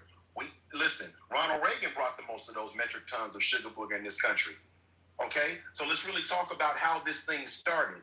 This was a part of their design, and then you want to turn around and hold somebody accountable for the very things you put there to begin with. And again, then they want to tell us have some accountability. Okay, fine, but you don't even know what's going on in our community, but you refuse to address what's going on in your community to the point that it's an epidemic, and now it's all of the immigrants. Reason why all of this is happening. At the end of the day, they are a part of the problem. So, is there any light at the end of the tunnel for this? If he's moving this quick, less than 2 months in office, and he's done, or I guess a better choice of words might be undone, so much of traditional America, he got he got almost 4 years remaining, 3.5 years left. I mean, if he can do all this in 2 months, shit. I mean, is it going to be a point where you may get past the point of return? Yeah, I mean, honestly, if you think about it, what's the line of defense right now? The courts. That's the last line of defense. If the courts don't act, then what is your next line of defense? Tim? There isn't. There isn't. Other than the 2A people. Right. But I mean, just think about deporting those people and then the judge saying, turn the plane around, and they said, fuck you. Yeah. Right? But here's the funny part. That's the very behavior that they were saying was coming from the left. Joe Biden and the corruption. Listen, it's just so funny. I never in a million years thought I would be able to reference an administration with convicted felons, right? Convicted felons with charges. I just never thought I would see today. And then the press secretary gets up there and just regurgitates that shit as if it's normal. Yeah. And these people are just eating it up. But they don't need proof because they think that it doesn't apply to them until it applies to them. But this is exactly how it happened with Schmittler. Period, point blank. Even the people that supported him, some of them didn't make it either. Yeah. What I'm concerned with is this, because it seems pretty clear that if Trump tells MAGA a group of people are the bad guy, MAGA takes the stance of, well, whatever happens to them, they kind of deserved it. We know that he's deemed a lot, the cartel of terrorist outfits. You know what he said about immigrants, and MAGA's like, whatever happens to them, happens to them. Now, he's already deemed Black Lives Matter as a terrorist outfit as well. So I'm kind of questioning what happens if BLM is blocking streets or something like that, or even if they're rioting and looting. I mean, do you think MAGA would have any concern at all if Trump ordered, maybe the unaliving of them? Because at the end of the day, if you weren't robbing a store or something, or if you weren't blocking the street, then maybe nobody would have ran you over. I mean, could you see that same unsympathetic approach to groups like BLM? George Floyd, Derek Chauvin. Yeah. I mean, you got supporters coming on here defending Derek Chauvin, so I don't need to think. I don't need to guess. Yeah. Every last person in the last 5 years that was unalived by a police officer, them motherfuckers want to justify it.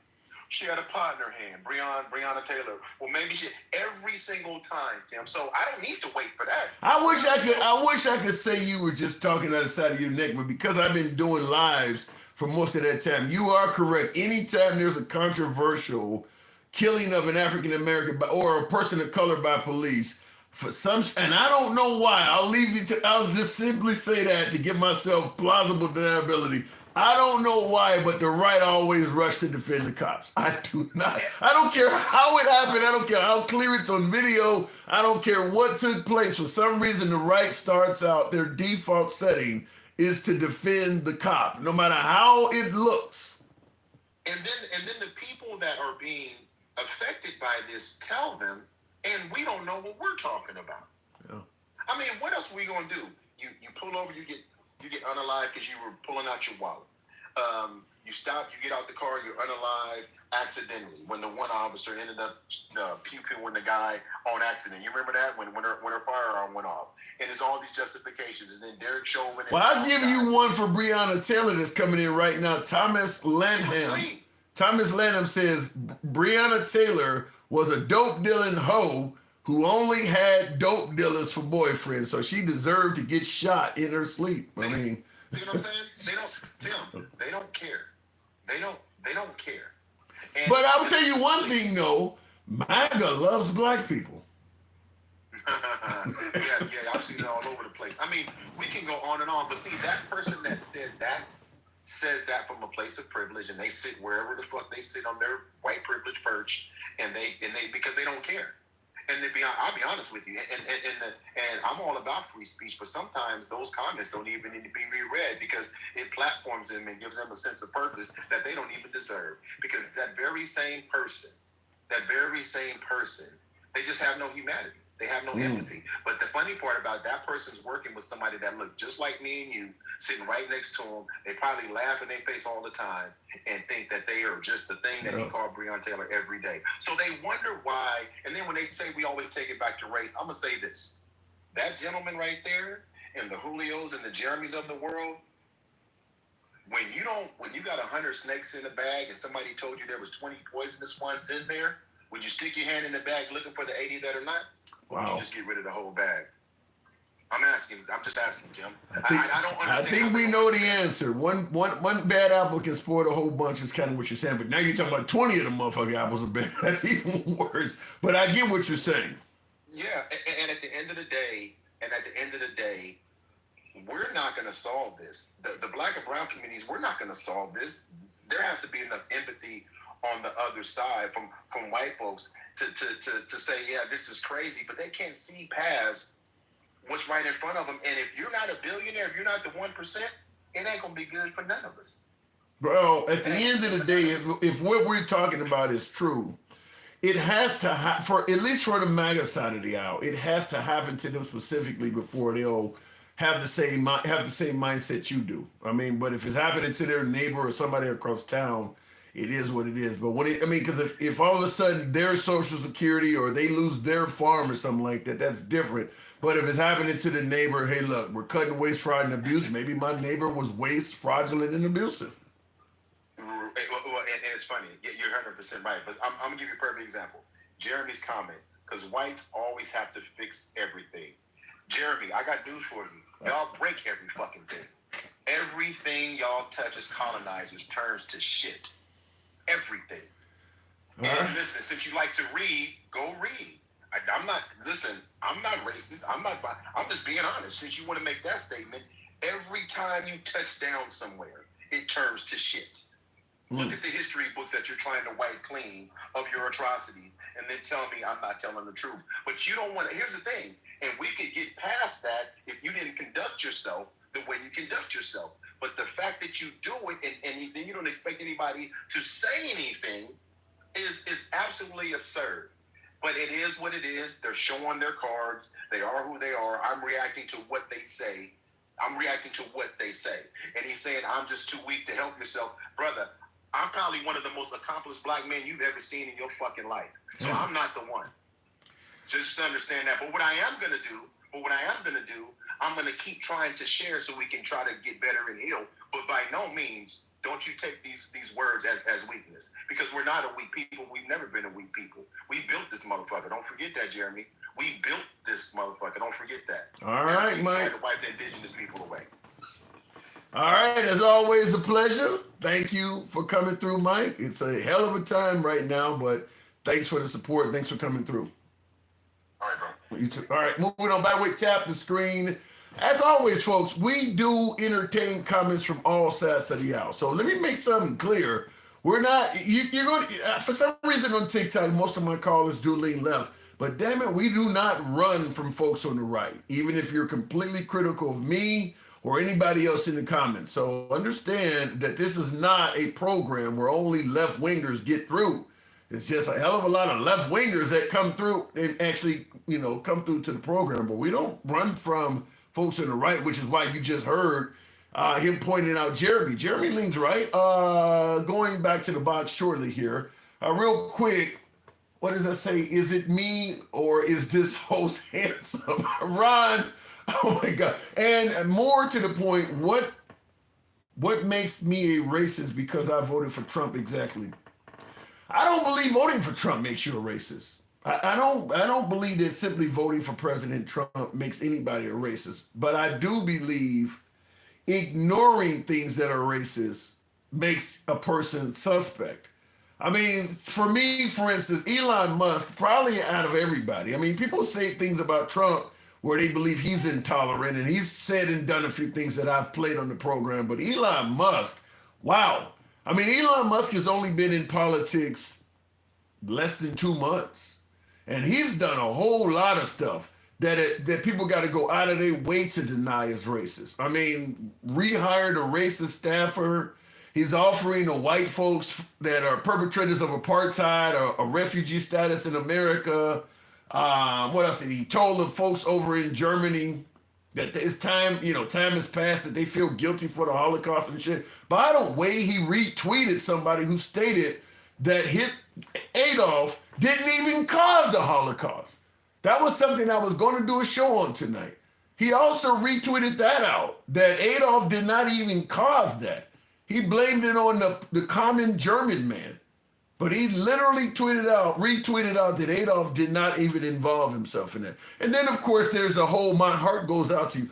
All of that's in 2 months. This ain't old shit. This ain't something coming back from 10 years ago. All of that stuff I just mentioned from that one guy in the last, not even 2 months, because Trump is not in office 2 months until the 20th. So he's 3 days shy of 2 months. Elon is, I'm about to call him Adolf. Elon has done all of that in 2 months. And people, no, he's okay. He don't hate anybody. Like, damn, where's all this coming from? I mean, he's done all of that in the span of 2 months. So to me, Elon, I don't know. What did they say? He walks like a duck, talks like a duck, but Elon is a cat.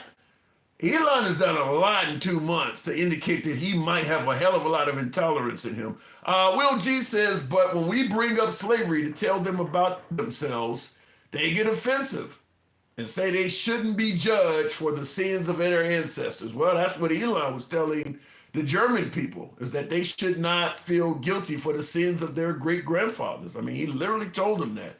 Real quick before I continue on with the program, I did want to respond to a few super chats from Maxwell Smart. Says, I have junkie friends, but I try to talk to them off the high. The biggest thrill for a junkie is to play, run, and find a drug. You don't encourage that. Listen, if a person's hooked on a substance, I don't generally get in the way with it, get in the way of it. I mean, it is what it is. You're a grown-ass man. I mean, I'm not a psychologist. I don't know how that works. You can get yourself hurt getting in the way of somebody's addiction. Unless it's my spouse or somebody. Look, if a friend of mine gets hooked on something, I might recommend or tell them you need to get some, but that's about it. I'm not getting in the way of that. I mean, it is what it is. Maybe I'm wrong in that area, but that's a grown-ass man. That's a grown-ass woman. They decided to do that shit. I'll recommend an 800 number or something like that to them. But for the most part, I'm not going to fight with them to help them get out of their addiction. Put myself in a bad situation. The worst thing a friend can do is take their friends on a poison run. When they are down, they think they will, when they are down, they will think of their stand-up friend that loved them. Well, I've taken people on poison runs, but somewhat of a friend, I guess, somewhat. But, I was looking at it like they're going to get the shit anyway. They're going to get the shit anyway. And plus, I was making a profit out of it. So, but I wouldn't do it normally because, taking somebody on a poison run can also result in you being brought up on charges and all kinds of other shit because it was in my vehicle once they purchased it. I approve of Trump's warp speed executive orders. I don't mind warp speed executive orders if that's what the country wants. If the Senate, the House, Congress, the courts all favor it. Trump, for the most part, is doing all of this stuff unilaterally. Most of the stuff he's doing is by the stroke of a pen via executive order. I mean, how much shit has Congress been involved in? Most of the stuff that Trump is doing, he is doing by himself, and Congress is just kind of standing by letting him do it. So I approve of a president getting a lot of shit done quick, but not like that. There's a reason why he keeps losing court cases, because a lot of stuff he's doing, the courts is ruling to be unconstitutional. Now, I know if you're MAGA, you don't like courts ruling against Trump. So every judge that rules against Trump is instantly a rhino or a traitor to the country. But if what he was doing was so great, this stuff shouldn't be happening. He should be able to just do it. But the problem is he's doing a lot of things, and he's not being legal when he does it. MAGA reacts. It's just the way it is. He's not doing it legally. Trump pays more taxes than everyone in this chat combined. That don't mean he's paying his proper share, though, Thomas. just because he pays more. MAGA Reacts, good evening. Damn, man. I think Michael went down the entire list from, how I keep saying they're stuck in the past. He basically listed every sin white people did from like 1960 to today. He convoluted everything. We're talking about deporting gang members, known gang members of a foreign country, and he brought up every little thing from. How do you know without giving them? You said we're talking about deporting known gang members, and I guess I got one issue first of all. Simply being in a gang alone, to me, because for an American citizen, simply being in a gang is not a crime. I mean, we were told they were rapists and murderers. Just being in a gang does not mean you've done anything wrong at all. What if these were Al Qaeda members? Al Qaeda members that were here that did nothing wrong at all. What if they were walking down the street? What if they were walking down the streets of Nashville with swastikas? It's legal. It is legal. No, being here is a privilege. So if they even on a green card and they're walking around with swastikas, you could revoke their green card. And these people are not even on a visa. They came here legally. They're known gang members. They're fucking tatted up with their fucking gang man. Like you're fucking branded a gang member, and usually have to earn that brand or tattoo or whatever. And these are the people that were deported, and we're talking about like we deported nuns. Did we deport nuns? Well, well, first of all, I'm assuming there may be a nun or two out there with a tattoo on them. If that's all it takes is a tattoo to get you deported, where are the actual crimes? Are the nuns you're talking about do they have gang tats? Having a tattoo is not hurting anybody, MAGA Reacts. Where's the crime? These were bad hombres that are raping and murdering, but now we're down to tattoos. Do you know how gang tattoos work? If you put one on and you're not part of the gang will murder you. And you have to earn that. You have to earn it to get into the gang. You not know how gangs work? I mean, Michael apparently grew up hanging out with gang members, so you should know. And those gang members were nothing compared to these people. And again, nobody today is like on the street growing up with gang members like they did in the 80s. Again, like he's stuck in the past. Like that's happening today. We're all inside our house playing video games.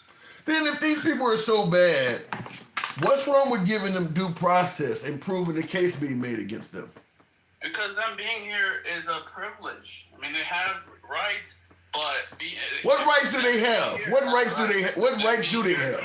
If they don't have the right to due process, what you said they have rights. Give me some rights they actually have. Rights not to be tortured, right?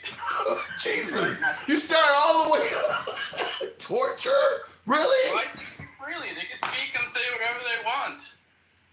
No, they can't. You don't have the right to speak and say whatever you want because you just made it clear if you say the wrong thing, we'll deport you. That's not what I know. How did you get to that? I was talking about them being part of a gang. The guy who got deported that was at Columbia University, that's for what he said. Well, he's not deported. He's in Louisiana waiting for his due process. He's waiting for a hearing in front of a judge to decide. Does he live in Louisiana?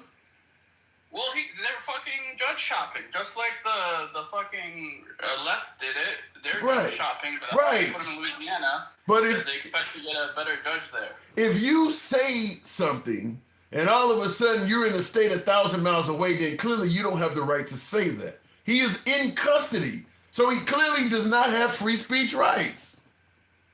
Yeah, he's got the free speech right. We're not denying it. Wait. He's in custody. Why are you saying he has free speech rights? What he said, he is now under arrest for saying it. He doesn't have free speech rights. He's in custody for it. Again, he can say it all he wants. He can just say it from his country. Being in this country is a privilege. How many times do I have to say that? So then I'm asking you, what rights do immigrants in this country have? They have the right to do whatever they like, but if they piss off the government, then they could have their privilege of being in America revoked. What is your definition of a right? Like if they were going to jail for something they said, I would be with you. but they're not going to jail. They're going back to their home country, and they're having a hearing about it. Maybe the judge. I mean, most likely the judge won't take the fucking the government's side. I don't even. You're not making. On a visa, and he ended up having. You're not making. You're not making sense. You're saying that they have a right to say or do whatever they want. But if they don't do something right, they get deported to their home country. Then they don't have the right to do it. If you're penalizing me for something, then I didn't have the right to do that. So I'm asking you again, what rights do they have where they won't be penalized for it? What are we talking about? Penalized? We're talking about right. Well, if you kick the person out of the country, that's a punishment. If I was staying at your house, if I was living at your house, right? And I have the right to live and be free and speak my mind. And you get pissed at something I say. Don't you have the right to kick me out of your house if I say something wrong, if I insult you, insult your wife, or insult... Which means you don't have the right to say that in my house. If you say it in my house, I don't want you here. You don't have the right to say that in my house. I have the right to say it, but you have the right to kick me out of your house just as well. What rights do they have that do not include discipline? Like, you could walk down the street talking about how much you liked Adolf, and there will be no punishment by the government for you saying that. What rights do they have where there will not be any punishment by the government for doing it? There's never such a... I mean... You can say none. You can actually say none. I mean, in a way, none. In a way, a lot of stuff. Like, you're like convoluting things. We're talking about the... Convoluting? I asked you a simple question. What rights do they have where they won't be punished for? How is that convoluting? That's a pretty simple question. You have the right to do whatever you like. Without punishment. That right does not mean you're going to lose certain privileges. Like, you have the right to drink alcohol, but if you drink and drive, you can lose your driving privileges because driving is not a right. What right does immigrants have where they can do where they will not be punished? That's a very simple question. It's honestly not. It could be all the rights in the world. It could be none because it's a privilege. What? That is not a very simple answer. What the hell does that mean? Jail, they have the right to do whatever they like as far as avoiding jail. But if we're talking about being here in the country, they have to respect our country. You know, to me it sounds like you gave a million different words for one simple word: none. None. That is the answer. None. What rights? None. You're convoluting like jail and going to jail for speaking. I said punishment. I said punishment. I just simply said punishment. Punishment could be a fine. It could be deportation. It could be incarceration. Punishment. What rights do they have where they will not be punished? Specific punishment. You have to we have to go one punishment at a time. No, we don't. No, we don't. What can they do without being punished? You don't have to go one punishment. What are you doing? What are you saying? Look, they can do whatever they like. They have they can say whatever they like without being punished, except for their privilege of being in the country. So they're not going to get fined for speaking their mind. They're not going to go to jail for speaking their mind. They're not going to get hurt or anything for speaking their mind. But they could lose the privilege of being in this country. Is losing the privilege of being in this country? Privilege to drive all the time. Is losing the privilege of being in this country? Is that a punishment? I mean, yes. So same as losing the privilege to drive. Okay. All right. That's all I was asking you. You can have a gun. So what are we? So in other words, when I ask you what rights do they have where they won't be punished, the answer is none. Yeah, because punish is such a broad word. I mean, they can be punished just by being shunned by other people. By the government. I said by the government. I said by the government doesn't shun you. I said by the government. Okay. All right. I mean, they're not being punished. They're being deported. And that's not punishment. And being deported is not punishment.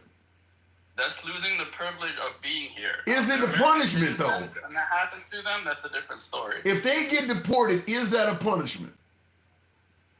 In a way, yes. It's a loss of their privilege, which is the punishment is loss of their privilege. You do realize when you get deported, you're put in handcuffs, you're temporarily put in a cell. You do realize all of that's happening part of that. And you're trying to make it sound like that's not a punishment. You are temporarily incarcerated. You're thrown in jail until they complete the process. And you're trying to make it somehow sound like this is not a punishment. Well, they're being forced to do it. Actually, you were talking about this the other day. The Trump government, they made a website where you could sign in and they'll deport you and pay for your ticket without being handcuffed and any of that stuff. No, if you actually go to their website and self-deport, when you're in their custody, they're going to still treat you like you're under arrest. You're not going to be riding behind a border agent with your hands free to move around or getting on an aircraft and you're free to. If you're in their custody, you're treated like an inmate. You're probably right. I should have even brought that. Yeah. So you're being punished. That just has to do with security. It's the price you pay for a free ride home. Okay, the punishment is the price you pay for a free ride home. Okay. The punishment is you're losing a privilege here. And the what's the word? The requirement for losing a privilege is not the same as losing a right. I don't even know where to go. You have to do you have to commit a felony to lose a right. To lose a privilege, you just have to if you can't see, you can lose your driving privilege. Where's aren't you the one I always have to bring up the sit and spin every time I talk to? What's up? The sit and spin, the 1970s toy where you sit on it and you spin around. You're the sit and spin. I don't bring it up. Yeah, I didn't want to talk about any of this. I had a whole list of other shit I want to talk to you about. All right, I don't have a lot of time, but what else was on your mind? What else was on your mind? Because you just spinning your ass off on this. No, initially, where we started off is you guys are there's no Venezuelan gangs roaming Colorado with people. And where did we find these people if there's no Venezuelan gangs in the United States? Well, that's a good question. When you're giving people no due process, you can literally grab any brown person you want and say, well, we just found one over here. It ain't like he gonna be able to tell his story. I'm sure some of these people will swear up and down they had nothing to do with a gang. I bet all of them don't even have tattoos. They get no due process. So you can literally find Border Patrol can literally find any brown person they want and grab them up if they only have, if they're not a full American citizen, if they have anything up to permanent residency, because you can get you a permanent residency too, anything from permanent residency on down to being an illegal immigrant, they can grab any of them folks and deport them because they don't have a court date. So they're not going to get a chance to prove that you made that shit up. MAGA, people like you are going to believe it. No, we've already proven if they're a permanent resident, they have to have a court date because that ain't true. That is not true. In fact, I made a video about a woman that did not get a court. They don't even have to get a court date if they're a permanent resident. She was a green card holder. Yeah, they're getting hell. The guy we're talking about now, that the guy that was on the campus of Columbia, the Hamas guy. He has a green card. He has permanent residency. And he has no due process. He has been incarcerated for several days with no due process. He hasn't been charged with a crime or anything. He has a green card and permanent residency. And look what they're doing to him. He has a court date. There is a due process. He has a court date. He's going to be in front of a judge, and the judge is going to decide whether we can kick him out or not. There is a due process. It's coming. I'm not for certain that what they're doing is even giving him due process. In Louisiana, why do you think they moved him to Louisiana? He hasn't even been. He hasn't been charged with a single crime. Nothing. They're holding a man. Not even charged with a crime. If we charge for a crime, we have to keep him in prison. You can't. He is in prison. He is incarcerated. He's been detained. He's not free to move around, and he has no charge. He is in custody. He is in custody with no charges for at least a week or more now. He has no charges on him at all, and yet he's incarcerated. Listen, this is an immigration detainment. The government wants to get rid of his green card, and he's going to go in front of the judge, and the government has to prove that this guy did enough to violate the laws to lose his green card. But they're not trying to put him in jail, so he doesn't have any criminal charges. He's in jail now. He is currently in jail now. Yes, he's waiting. He's He's waiting to be seen by a judge. Why isn't he in freaking in Palestine or wherever he's from? He's waiting to be seen by a judge to determine if the government has the right to remove him from the country. No one has been known to be held in jail with no charges. He's in jail. Somebody said, "What you here for?" I'm not charged with anything. Anybody the government needs to deport, they put them in jail. They don't let you roam the grounds until your deport date. Yeah, I don't. I just.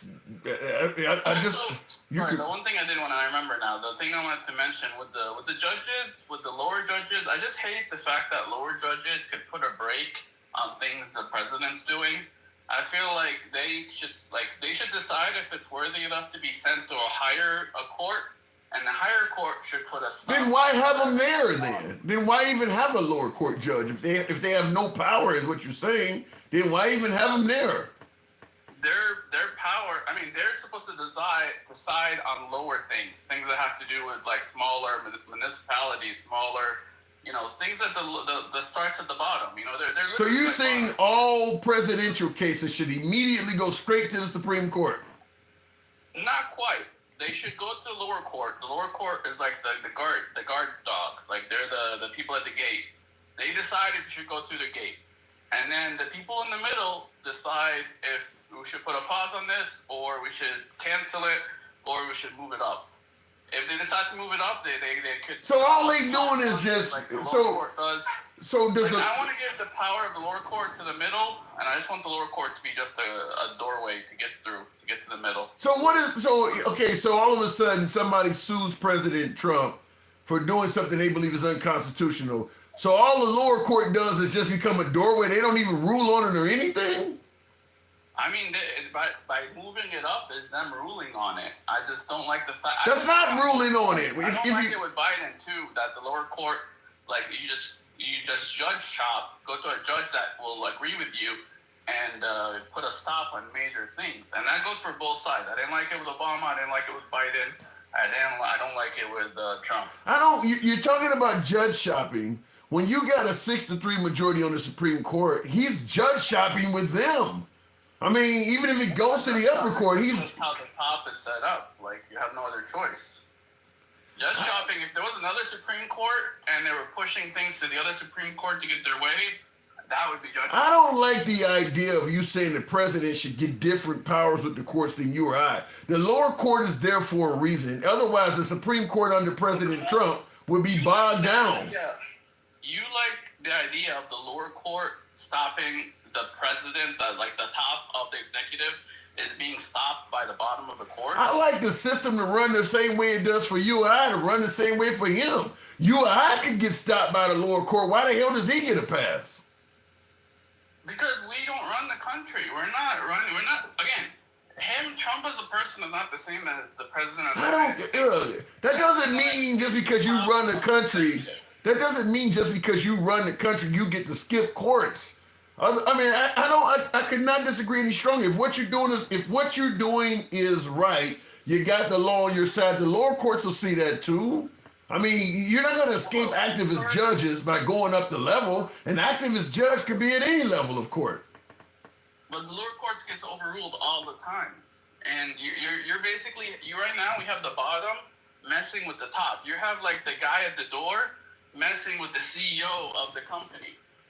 Like, don't you think you should wait till you get to the middle to decide whether the CEO's order should be canceled, or should the guy at the door decide whether we should put a I think it should go the same way it's been going. The only difference between what you're saying is you believe because Trump is running the country, he should get to skip over courts. I don't buy that. Same with any other president. I didn't like it with Obama. I didn't like it with Biden. Whatever. I don't believe the president should get to skip over courts that you or I would have to go to. I don't buy that. I mean, we're not running the country. We're one. It doesn't. Running the country shouldn't. We're not about the president, the person. We're talking running about the country doesn't give you. Running the country should not give you the right to skip over the system. Just because you're running the country, then run it right, and you won't need to go to court. I don't buy that you should get to skip over the system. Are great, and they need to be decided by the Supreme Court. No. Look, if what you do, it's just it's a stall. You're stalling things. How does America benefit? How does America benefit by letting him skip over courts?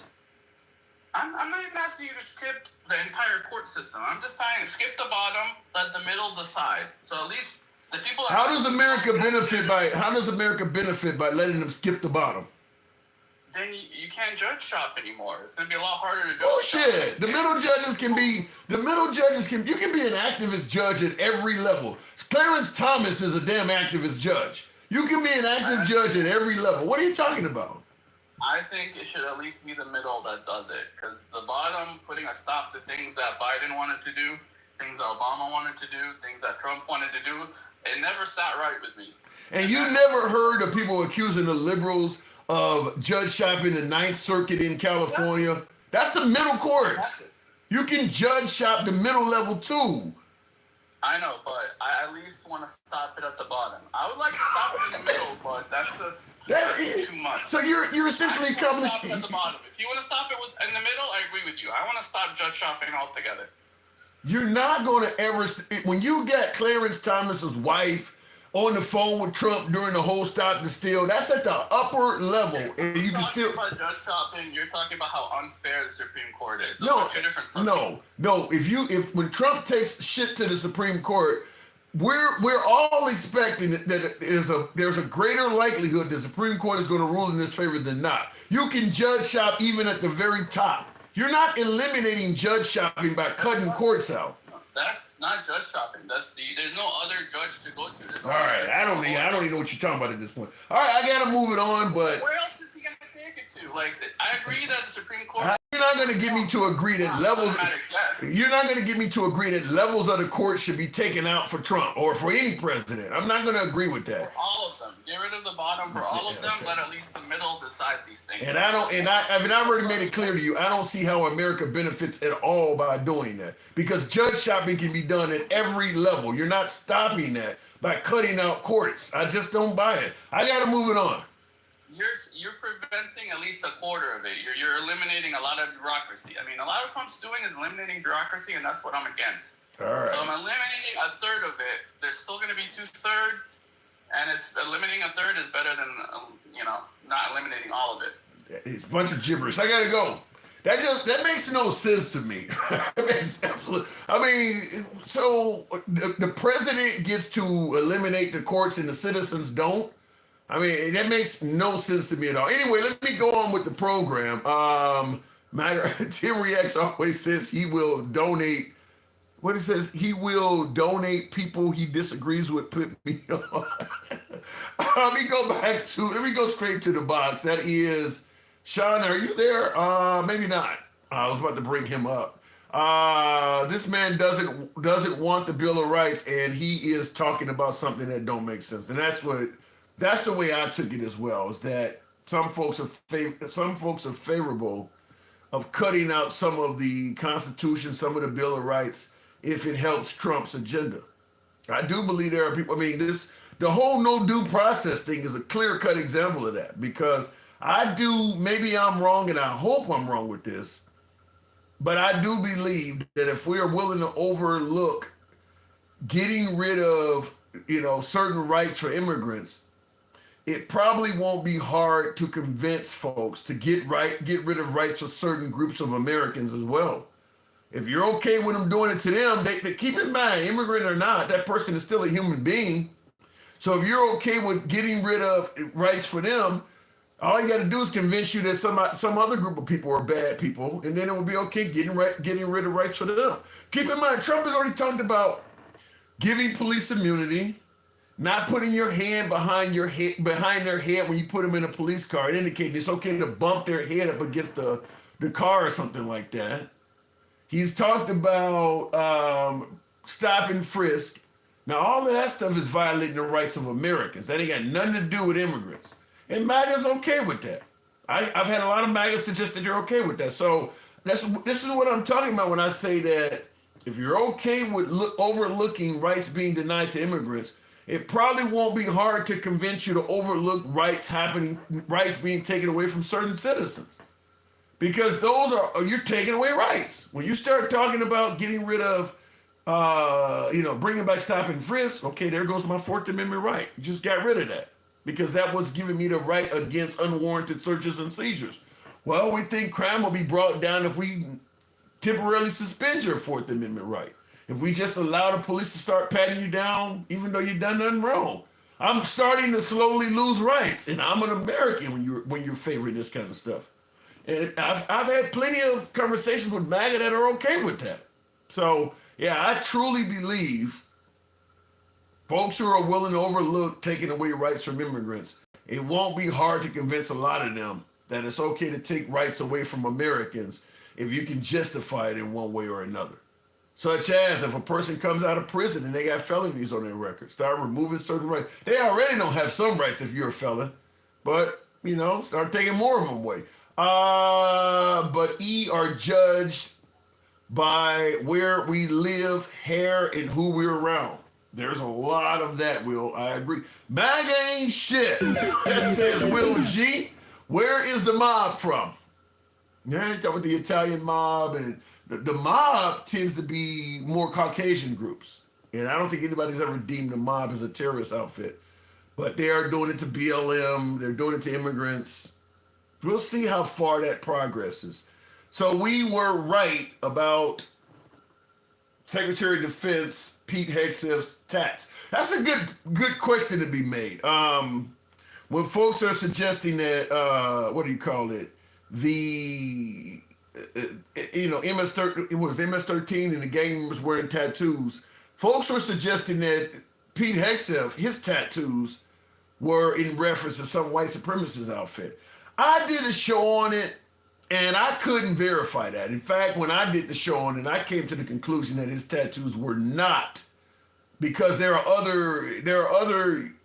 of his tattoos were military, and some of them were religious. So I came to the conclusion that his tattoos were not part of a white supremacist group, but some have a difference of opinion. And that was for Pete Hegseth, by the way. Looking in the comments real quick before I move on. I know I had missed so many comments. Tim, stop the cap, says Draco. Self-deportation or not cuffed. I don't buy that. If I turn let's say I'm in Chicago and I'm deemed an illegal immigrant. So I walk up to border security or one of what is the guy's name? I can't think of his name again. The border czar, Tom Homan. I walk up to one of his men in Chicago and I tell him I want to self-deport. You're going to tell me when they take me into custody in Chicago, all the way to the point where they get me back to my home country, I will never see a pair of handcuffs or leg shackles? I don't buy that. Yeah, you're going to get cuffed. And I see Draco saying you're not going to get cuffed. Yeah, you are. You turn yourself in and they got to keep you in their custody till they get you home. They're not going to just let you be free. You're not going to be, like I said, you're not going to be riding in some kind of van or getting on some kind of plane and you're free to move around. They're just not going to let you do that. You're going to be cuffed and probably shackled for sure if you're on an aircraft. I definitely think you got that one wrong. Looking at the comments, terrorists do not have to be given due process. It's not unconstitutional to deport terrorists without due process. Well, the problem with that is you can deem anybody a terrorist. That's the problem, is that if I don't like you, gang member, we know Trump calls BLM a terrorist. I mean, BLM consists of people, BLM may consist of a bunch of teenagers. Well, in some cities, there's been riots and fires. So it doesn't matter if you're having a peaceful BLM protest, in the middle of Rhode Island, your group has been deemed a terrorist outfit. So God knows what could happen to you for that. They could move in and start grabbing people. So you're saying that, terrorists can be deported without due process. We were told that terrorists were tended to be people who were blowing up shit, who were literally causing the people that are deeming terrorists now are just, you belong to a group. You got a tattoo on you.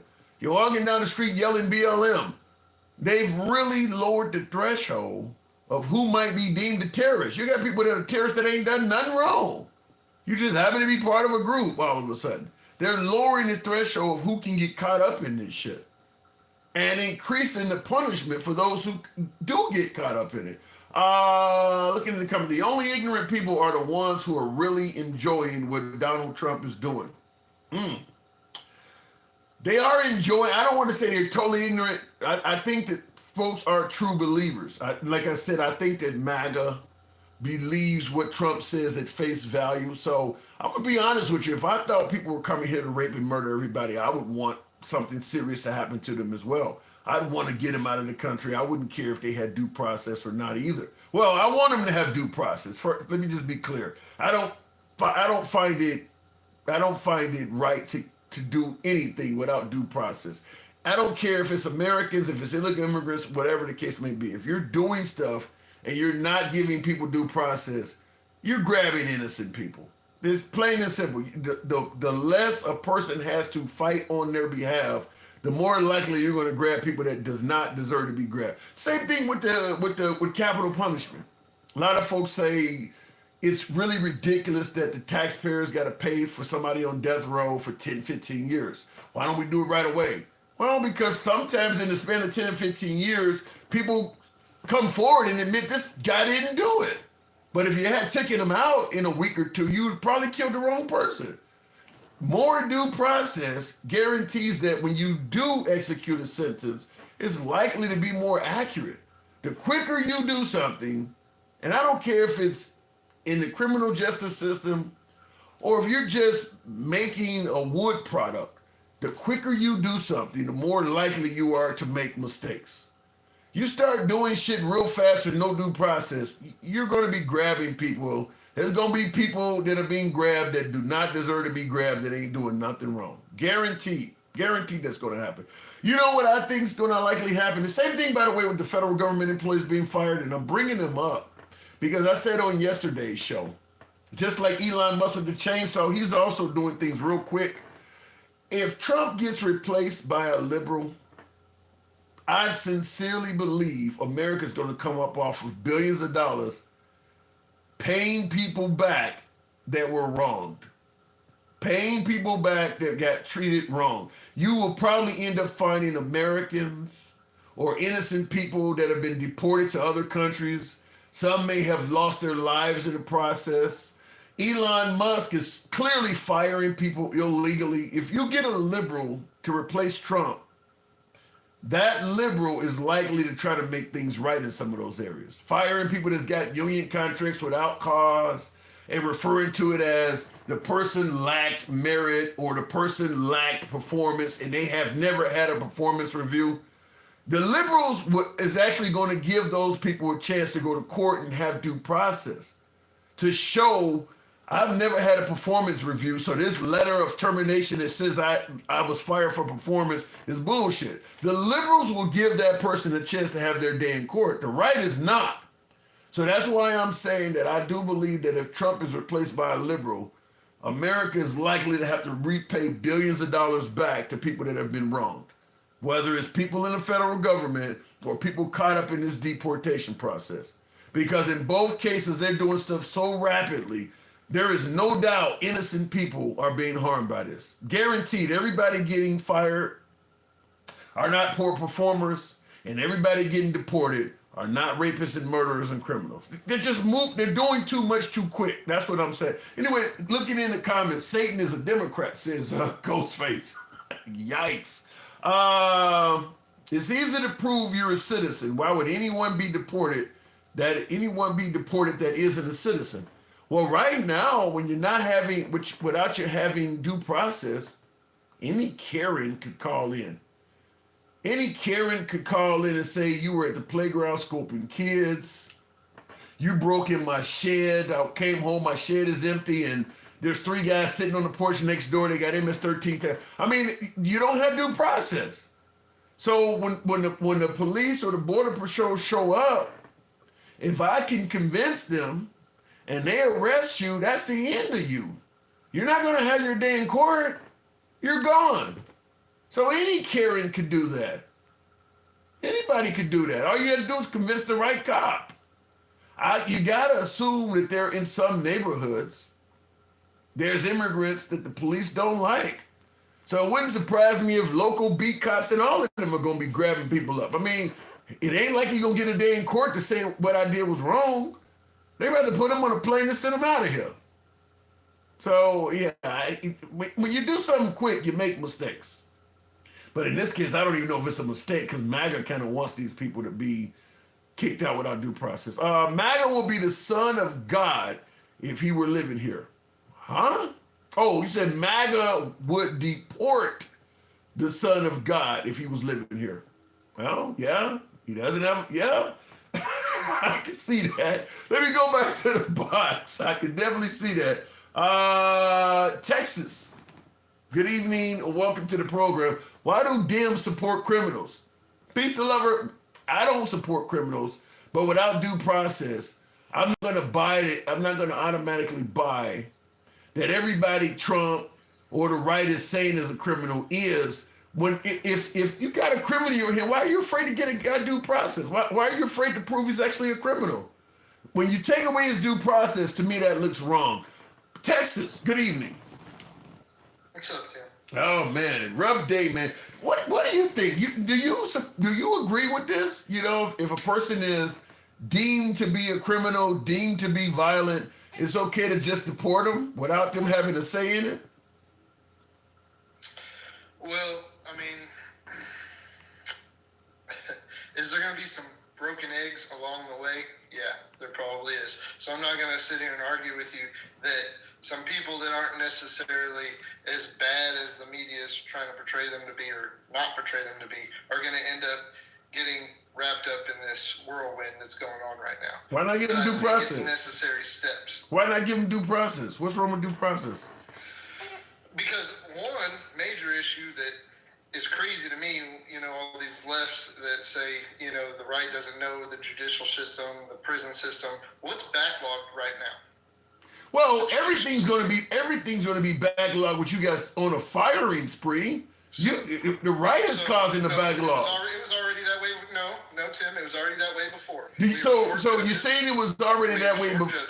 You're saying it was already that way before. Do you think the termination of so many people is helping the cause?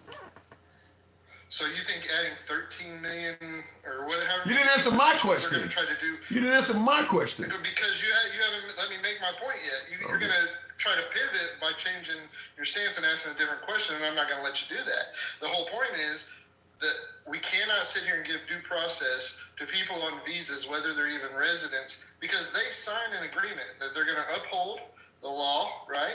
Mm-hmm. They're not going to get in any trouble, and they're not going to associate with terrorist organizations, right? And they're also going to have to what? Hold gainful employment.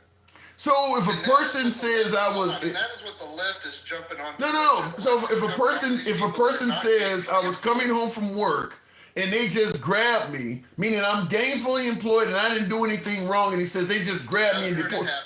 I haven't seen an incident where. How do you haven't seen it? You don't know because the person is gone already. The left would be hanging those receipts out, Tim. If you had those receipts, they would be on the. Wait a minute. Hold on. No. What you're saying makes no sense. If I'm walking home from work and I get grabbed and deported to El Salvador, the left doesn't have access to me, so the left can't point it out either. I literally just disappeared off the face of the earth. Many of their families are still here, people that are getting deported, and they are speaking out. Plenty of ways investigatively to find out if someone's deported when they shouldn't have been. How? How? I'm being serious. Let me set it up and I'll let you respond. I'm sorry you didn't listen to what I was saying. How? There's still. You would see their families on TV saying, my daughter got deported and she didn't do anything wrong. And you would believe that. She was a citizen. And I would believe it? Yeah, why wouldn't I? So if the family of an immigrant is on TV saying that my family member was wrongfully deported, you would believe that family member? I would give them the benefit of the doubt. I'd say, hey, we need to listen to them and see. And I'm saying it could happen. But what good does that do if they're already, what good does it do if that person is already out of the country? Well, you can get back in the country. Have you known anybody that's gotten deported? I have. You're telling me that the person they're giving no due process. Hold on. You're telling me that they gave a person no due process. They deported them already, but their family is on TV saying they were wrongfully deported, and somehow you believe the Trump administration is going to go to El Salvador and bring them back. I believe that once we can get our immigration system in order, that we'll start getting those people that were misplaced improperly back into the state. How long is it going to be? I don't know. But I believe that what the government's trying to do is fix the problem at the border. Look, you can laugh all you want. It's funny. I gotta admit, it's funny. Biden saying that there wasn't a problem at the border, so you looked really dumb. You're just a couple suggesting years ago when there wasn't a problem at the border, but now you can't deny that there isn't. The funny thing is, I find hypocrisy. you're suggesting that Trump is suggesting there's like millions of people here that are illegal. You're talking about, well, once we get the problem fixed, we'll go and try to. That ain't ever gonna happen under Trump. He's gonna be chasing illegals the whole term. That is, whoever got wrongfully deported, they're never coming back under Trump. Because you haven't seen anybody that's been deported. You probably don't know any immigrants, or anybody with a residency or earned their citizenship. I do. Like my cousin owns a landscaping business. Most of his workers are on work visas. They have to show gainful employment. He goes to the border and picks them up. Tim, okay? They're not in fear, regardless of what the left media is trying to spin out there. They're not in fear that they're going to get hemmed up by ICE and that. Had not come to one job site of my cousin's, and ICE has not shown up. I know a contractor buddy of mine, same situation. They're doing carpentry. They're doing drywall, sheetrock, tile, all here on work visas. None of them are afraid to go to work, Tim, because they're not getting harassed. Okay, But so the left so media- all of these towns, all of these places, these farms that are essentially vacant because people are not showing up for work. You ain't heard nothing about any of that, huh? I'm not saying that some people are Right, some but people, most of some them people. Probably, hold on, Tim, but most of them probably were here on expired visas and have a reason to be worried. Because if you're here on an expired visa, if I was to go to Switzerland, I'd have to show gainful employment, or I'd have to show an income that would sustain me living there. And I have to check in and do that in order to become a citizen. Same thing goes for immigrants here. No, that's not true. So why Let me is it tell you okay for something. Switzerland to do it, but not the United States? Let me tell you where you got two things you're wrong. First of all, as somebody who actually migrated to another country, and I knew a lot of people from Papua New Guinea and Fiji that were getting into Australia illegally. They get due process. That's the first thing. When they kick you out of Australia, you get due process. Second thing is they don't send you into some wild prison in a foreign country where they're damn near doing things inhumane. Currently, right now, with us sending people to this prison in El Salvador, if you enter America illegally, we treat you worse than any other free first world country on earth right now. No other first world country sends you to a place like that. If you enter, people enter every first world country on earth illegally. Not one country does that. You haven't shown me one person that's there that deserves not to be there. Even if they deserve to be there, my statement still stands true. Even if you go illegally into Germany or France or somebody in France or some country and commits a violent felony, they don't send you to a place like what's in El Salvador. Where we send, only you got to go to North Korea somewhere to do something and get sent to a place like that. What we're sending them is worse than any first world country does to illegal immigrants. We've reached the bottom with that. And that's a big part of that is to blame of the ignoring of the border problem for the last 4 years that has amplified this mess. So this amplified mess is going to get even messier in order to clean it up. But you want to blame the current administration 100% on that, but hold no accountability to the previous. And I'm not talking about just the last administration, but even Trump's first one, Obama's two, George Bush's, they were all not. Let's trying to change our immigration policy, revamp it, and make it work right. So don't put all the blame right now and sit here and say this is being caused by Trump. I don't when think it's an inflation. I don't think anything you're saying. I don't think anything you're saying requires not giving people due process. Everything you're saying needs to be fixed. I don't see where you need to take away people's due process to do any of the problems you complained about. Taking away people's due process allows you to do things without accountability. That's what I see. That way, if you fuck up, nobody can hold you accountable for it. I don't see where you need to take away due process for human beings. That's all I'm saying. I'm saying if they're getting them here and they're on expired visas or even current visas and they've created, committed misdemeanors or felonies, yeah, you're gone. And that would be anywhere you go in the world as a immigrant. But if I went to Switzerland and was there on a visa and I lost my job and I failed to show that I didn't have gainful employment and still didn't have gainful employment when I went to renew my visa, they would deny me and deport me back home. What due process would I have? Could I not argue, hey, that I was unfairly fired from my job? No. You can argue. You're gonna just If you come into a country and you commit a crime and they have you up for deportation, you can argue that I did not commit that crime and defend yourself in court if you have due process. If you don't have due process, anybody that accuses you of something, you're automatically treated as if you're guilty. That's the problem. You don't have any ability to fight for yourself in a system with no due process. Anything that is put on you sticks as if it's fact. That's why I'm not a fan of that. And I mean, I guess you're not going to be a fan of it, and that's probably why you didn't, support Trump in that area. Right. I can respect that you don't agree with it, and I can understand why you don't agree with it. And nothing's going to be said to you to change your mind. I'm not going to try to change your mind. But what I'm going to tell you is, you're looking at one administration as a problem when it's years past. My buddy that was deported, that was back in 2009. Who was the president then? What was your buddy deported for? He got a DUI. Did he get due process? He was 4 years in. Nope. He was 4 years in to his residency. He had one more year to become get his citizenship. Got pulled over, got a DUI, was arrested for it. They told him, you're going to get deported. You've been arrested. It doesn't matter if you're found guilty or not. And so he ran. Like, he didn't even wait to get hooked up because he didn't know where they were going to send him. And where were the liberals crying then, Tim? But you're all in up in heart. I can answer that real easy. I can answer that real easy. Scary orange. Yeah, you're right, big bad scary orange man. The answer to that is simple. Just like when Obama was separating families and putting kids in cages, where were the liberals?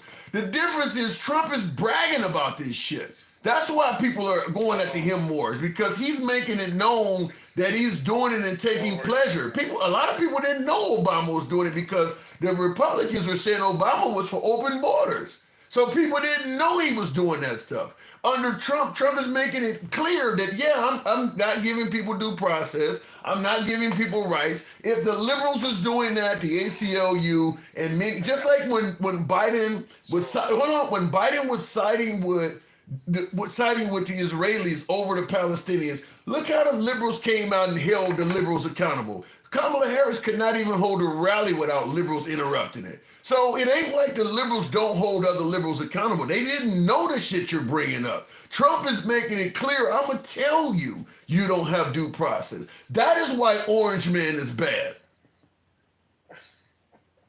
So Obama's innocent because he hit it better. I don't think you heard a word I just said.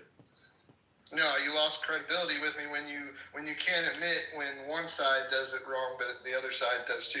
You're still one-sided. I understand what you're saying. And I repeat the statement I just made. You didn't hear a word I just said. You went right to Obama is innocent when I made it clear to you that they interrupt liberals all the time when liberals do shit wrong. The only reason that they didn't go after Obama is because the right convinced them that Obama wasn't doing it. He was for open borders. That's what the right was saying when Obama was. You're saying we didn't know what was going on. That's why we weren't mad about it. Yeah. I get it. So yeah. But that don't mean he was innocent. He was better at keeping it a secret. That's all I responded with. No, you responded by saying he was innocent. I didn't say nothing about that. I said he's not bad. No, you said he was innocent. You used the word. You used the word innocent. Okay. Well, you didn't use that word. I'll say. I don't remember what. I mean, you're digging into words now, Tim, trying to hold on to any validity that you can get. Did you say that Obama was innocent? As you just said, you don't even remember what you said. He's innocent because he got away with it. Yeah, you don't want to talk about Obama because, well, we didn't know then. The right made us believe he had an open border. We didn't know it was happening, so it's irrelevant. No, it's still relevant, Tim. That's my whole point. It still happened. But I go back to the original thing.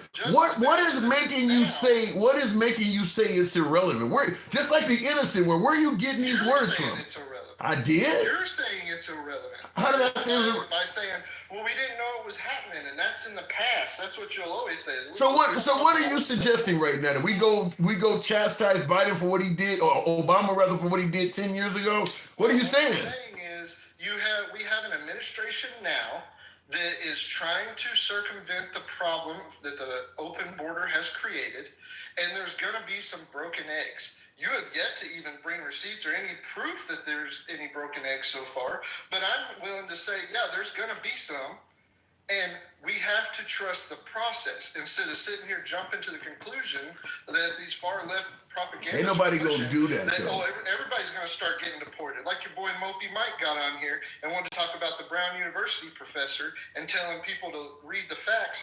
In that article from NBC in the second paragraph, she went to the funeral of the Hezbollah terrorist leader. Okay, so why is she going to the funeral to a Hezbollah terrorist leader? Yeah. Oh, So you're telling me, wait, hold on. You're telling me that if a person goes to the funeral of a bad guy, they should be punished for that? The funeral? If you are sympathizing with terrorist organizations of this country, yeah, goodbye, see ya. Yeah, that was established with the Patriot Act back when? When was the Patriot Act established, Tim? I know you were alive then. Yeah, during the Bush administration. So this, again, a Bush administration, Bush put this into effect, but now it's a problem, right? So going to somebody's funeral can get you deported? A terrorist leader of a large terrorist group, Hezbollah is a large terrorist group in the Middle East. Why are you going to his funeral? So then let me ask you this. Now that Trump, hold on. You're going in a million different directions. You're going in a million directions. I don't know. Okay. Let me hold on. Look. If you got your own show, let me know. I'm trying to have a conversation with you, but I'm asking you, you're talking about going to the funeral of a terrorist. Trump has called both BLM and the cartels terrorists. There's a lot of Americans that know BLM members. If Trump is calling the BLM a terrorist outfit, what are you saying that should happen to anybody that go to the funeral of somebody in BLM? Same thing that should happen if someone went to the terrorist group of the white supremacists, Aryan Brotherhood, KKK. They should be watched and seen if they are part of those terrorist organizations. And we're not losing any rights. Talk about that, though, do you? And we're not losing any rights, huh? We're not losing any rights? All of a sudden, you can't go to funerals of protesters without the government. Why? I mean, you're painting a horrible society. It's a funeral of a terrorist group leader, Tim, not a protester. The Hezbollah leader. She went to his funeral. Of a terrorist. You're sympathizing with terrorists. It's something that has been enacted over 20 years ago, but now is a problem, and now you want to sympathize with. That's where you'll never get me to agree with you. Yeah, and I agree because this is insane. Boy, Mike wants to leave that fact out. He just wants to demonize this deportation, but not share all the fact, right? Because it's the fact that she went to the funeral of the Hezbollah leader. How do you know him so well that you wanted to mourn his death? You must agree with him on a lot of issues. You must sympathize with him, right? It ain't got shit to do with that. Just because you go to somebody's funeral don't mean you. If I go to your funeral, it don't mean I agree with everything you stood for. It ain't got nothing. Maybe I knew you. Maybe I actually knew who you were. Really? If I go to the funeral of a bad guy, I'm considered to be a bad person too? I mean, if you went to the funeral of a bad guy, yeah, I'd say you probably knew that what they were doing was bad and you chose to still associate with them. I would, question your morals. Yeah, for sure. And punish me for it. If you're not a citizen, yeah. Because again, the important part is that the left doesn't want to talk about, you're here on a probation period. If you screw up, and again, this is something that has happened for decades and decades. This isn't just this president doing it. My buddy, personal friend of mine, deported because of DUI. I have never heard. I've heard he wasn't hanging out with terrorists, or he wasn't even handing out terrorist propaganda like the Columbia student. I've heard of committing a crime, but now we've downgraded it to you went to a funeral. It's not a downgraded crime. You went to a funeral. You didn't commit any crime. You went to a funeral in another country, and we were watching that country.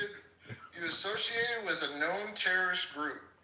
I'm sorry you did that. You jeopardized that. She should have known that would have jeopardized her standing and her residency with the United States because of the Patriot Act. Got to know your rights. Got to know your law. You can't just like. Is that written in law? He drank too many beers and he got behind. Yes, it's the Patriot Act, Tim. Just like my buddy, it's no different than the DUI, right? He got behind that wheel, knew he was over the legal limit, and risked it, and blew his fucking chance here. And he didn't blame anybody but himself. He didn't blame Obama. Getting a DUI as opposed to going to a funeral, you're making it sound like that if I go to your funeral, I believe everything you believe. That is, I mean, you know how many folks that if my spouse gets executed, that she's on death row, and I go to her funeral, that mean I agree with what she was doing when she was alive? No, that's not even comparable, Tim. That is really bad. This person wasn't executed because of the due process. I don't care how it happened. They're a leader of a terrorist group that is actively attacking our allies and us, and went to the funeral. Don't try to to me, I don't care. It's not the same thing. I'm not going to suggest that you go to somebody's funeral. That means you agree with what they agree with. That's stupid to me. That is stupid. It doesn't matter, Tim. She was here on a residency. She associated it with known terrorists by going to that funeral, and a large terrorist group that is causing a lot of havoc in the Middle East right now. Where was the funeral at? I can't feel sorry for you. Where was the funeral at? I think it was in Lebanon. She was Lebanese. So she went to Lebanon, and the United States was monitoring her when she went back to her own country and holding her accountable for what she did there. No, she came back and said, they asked her, where have you been? She said, I went to the funeral. She admitted that she went to the funeral. She, just like the Colombian student, it was handing out known Hamas propaganda. He didn't try to change it up or anything. It was like just printed right from him. I mean, what are you doing? You're gonna talk about giving him an incentive to lie. Damn, she told the truth and they fucked her over. Talk about giving her a reason to lie. Say honesty is the best policy. It wasn't for her. I know. Just like my buddy got pulled over. He said, yeah. And they said, we're gonna do a DUI test on you. Or field sobriety test, and I never fucking. You must have been real close to this dude. You must have been real close with him. Yeah, I never got to say bye to him. He went back, you know what I mean, and got in the cartel. And as far as I know, he's dead, man. You know, it's a sad thing. But I like to use that as an example. I see that. Immigrants or have known anybody that gets deported. And you want to sit here and dumb it down and say, oh, man, look, she did nothing but go to a funeral. I still see that. Of a leader of a terrorist organization that's attacking our allies. Sorry, but you screwed up. I still say, I got to move it on, Texas. You drive a hard bargain as usual. Thanks for coming through. My door's always open to you, man. Thank you. All right. Moving on with the program. And of course, me and him disagree, but that doesn't matter. He can come back anytime he wants. I don't believe that going to a funeral alone should automatically mean you're tied to that person. But just in his honor, for you guys that grew up in the 70s and 80s. My buddy, my buddy, my buddy, my buddy. Wherever I go, he goes. My buddy, my buddy, my buddy, my buddy. I'll teach him everything that I know. My buddy and me, like the climb up a tree. My buddy and me, we're the best friends could be. My buddy, my buddy, my buddy, my buddy, my buddy and me. I never heard one man say my buddy so many times. I had to give him a shout out. A little bit of my buddy there for him. Anyway, tap the screen, get the likes up to about 80,000. Man kept saying, like my buddy. Look it in the comments before we move it on. I want to make sure I didn't miss any super chat. That man said my buddy got deported for a DUI. Tim Michael also lied and said she was dual citizen. She was here on a visa. I don't know. I'm not really aware of the woman that you guys are talking about, but I did see folks in the comments when Mike was on that did say she went to a funeral with Hezbollah. And like my last caller pointed out rightfully, Mike didn't bring that up. I didn't know about the woman, but even though my last caller advised me that she went to a funeral for a Hezbollah member, this is where I don't think under a liberal administration that would have got her kicked out.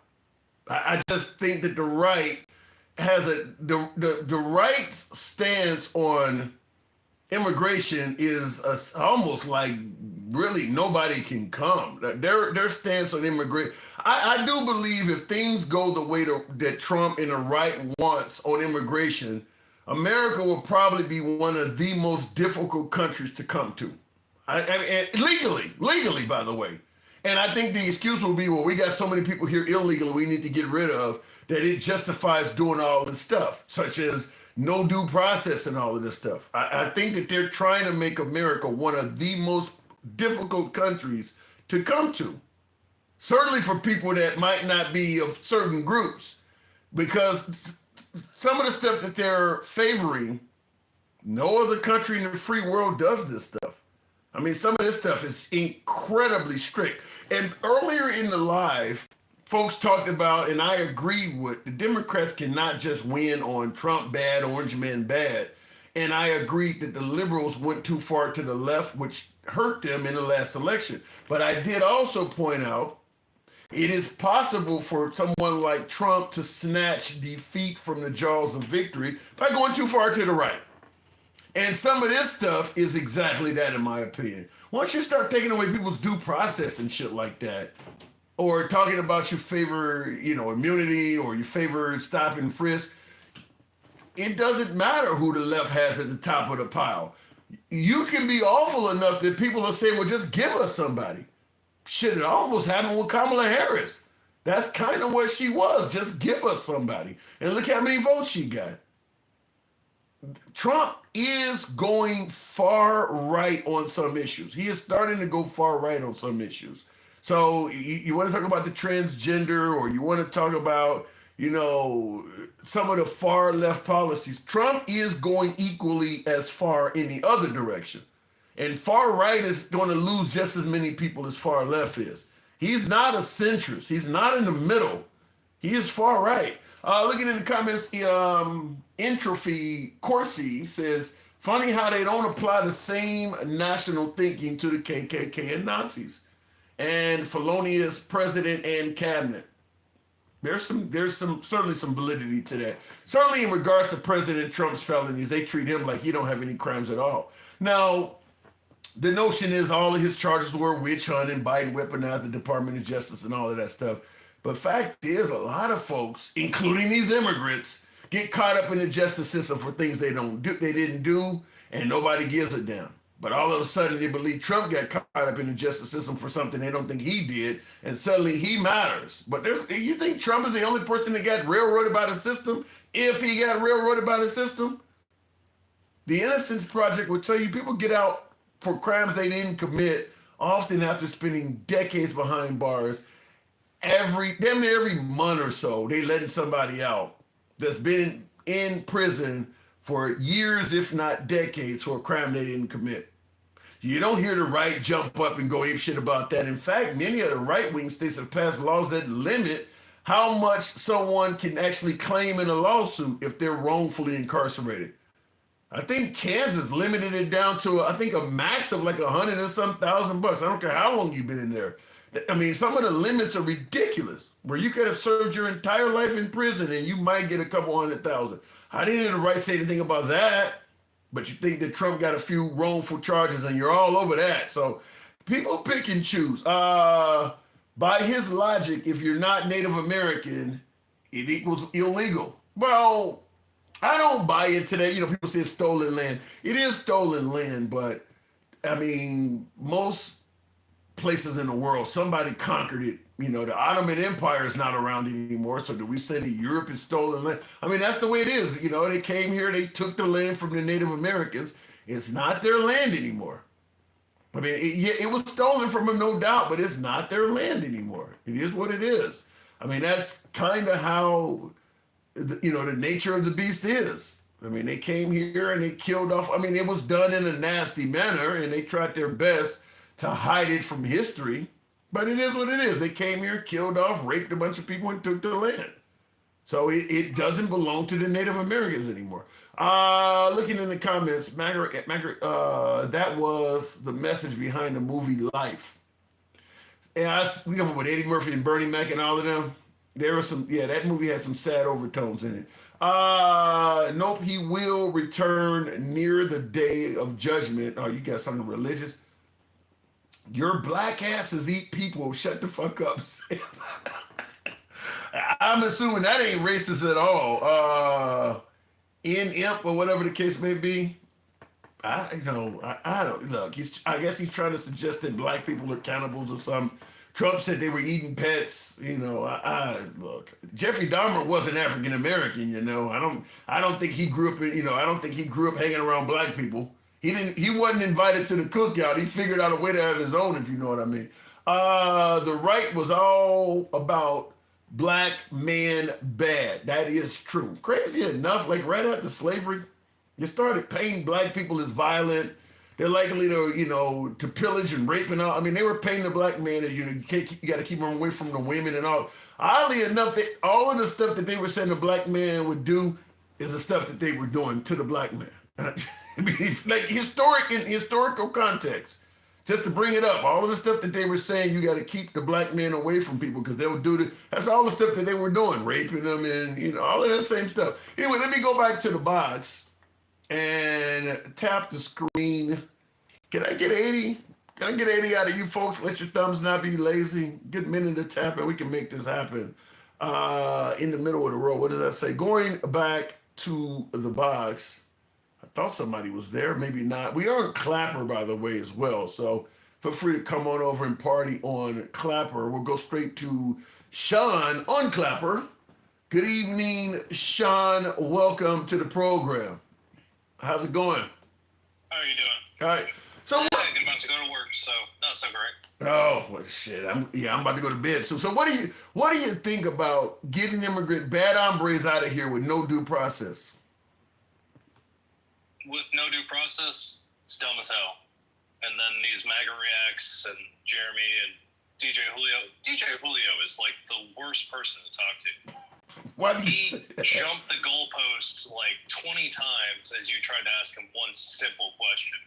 And if they can't argue in good faith, what are they even saying?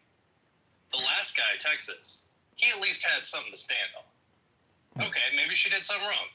I didn't know that. You didn't know that. Cool, let's figure it out. But all these other excuses are just so dumb. Let's go with Texas then. What do you think about him saying that if you go to a funeral, that's enough to basically, deport you or prevent you from entering the country?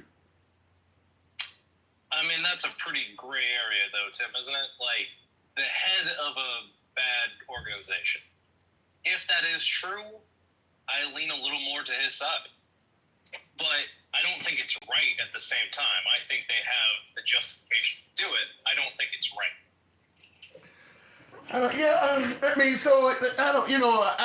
I understand his point. I'm further away from his point than you, though, because I don't buy into the notion that if you go to somebody's funeral, that means you have the same ideology as them. I mean, I've been to funerals of gangbangers that have gotten murdered, and I've never been in a gang. So I mean, I don't understand that. Well, it's the same thing. Well, not that case, but what you've been talking about all night. It's the same thing as them, taking an axe to every system and firing all the people. They don't care. They just want to do bad things because they're hateful people. So you see them as doing this stuff out of hate towards immigrants? 100%. And any of these people who call themselves Christians, I will call them liars. Wow. All damn day. Any of these MAGA Republicans, any of them, literally any of them. Wow. Jesus never said, steal from the poor and give to the rich. And that's exactly what they're doing. They're trying to kick out the immigrants because they don't like how they look or how they act. And it's just hatred. It's so dumb. Well, and I definitely agree with the part about I cannot imagine any religious deity viewing some of this stuff. Particularly, you heard about the part about they're sending folks to El Salvador and the quality and state of the institutions down there where they're. I mean, that's inhumane in my opinion. Oh, 100%. But again, if it's about hatred, they don't care about how bad the living condition is. The same way you were talking about, the January 6th prisoners. Oh, it's such a horrible, evil place, even though we're now sending people back to Guantanamo. That's even worse than the federal prison that they were being held in. Yeah. I remember listening to Marjorie Taylor Greene and AOC, and I think Jasmine Crockett talking about when they went to go visit those prisoners. And apparently they had iPads. They were just living it up fine. It wasn't great, but they weren't being tortured like these guys in Venezuela or El Salvador. Yeah. Yeah, the El Salvador thing, based on what the president of that country, it seemed like they actually liked doing this. Because when the judge told Trump that they needed to turn the planes around and they didn't have any right to send people there, the actual president of El Salvador tweeted out a trolling tweet like oopsie too late, and he had a smiling emoji on it. So why the hell would El Salvador be so happy to get bad people that came to America? They seem like they're happy to do this. I'm going to bet that they got some kind of kickback. Maybe they're going to try and get some from the Ukrainian mineral deal, and they're going to get like 10% of it or something.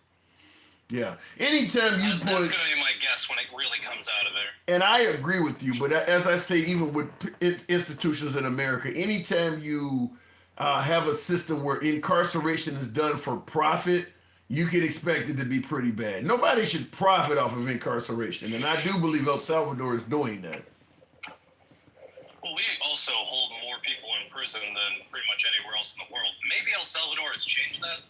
Maybe I'm thinking of an old statistic, but man, these people just want to live in their own little bubbles and hate everyone else. And when they call themselves Christians, I would call them liars.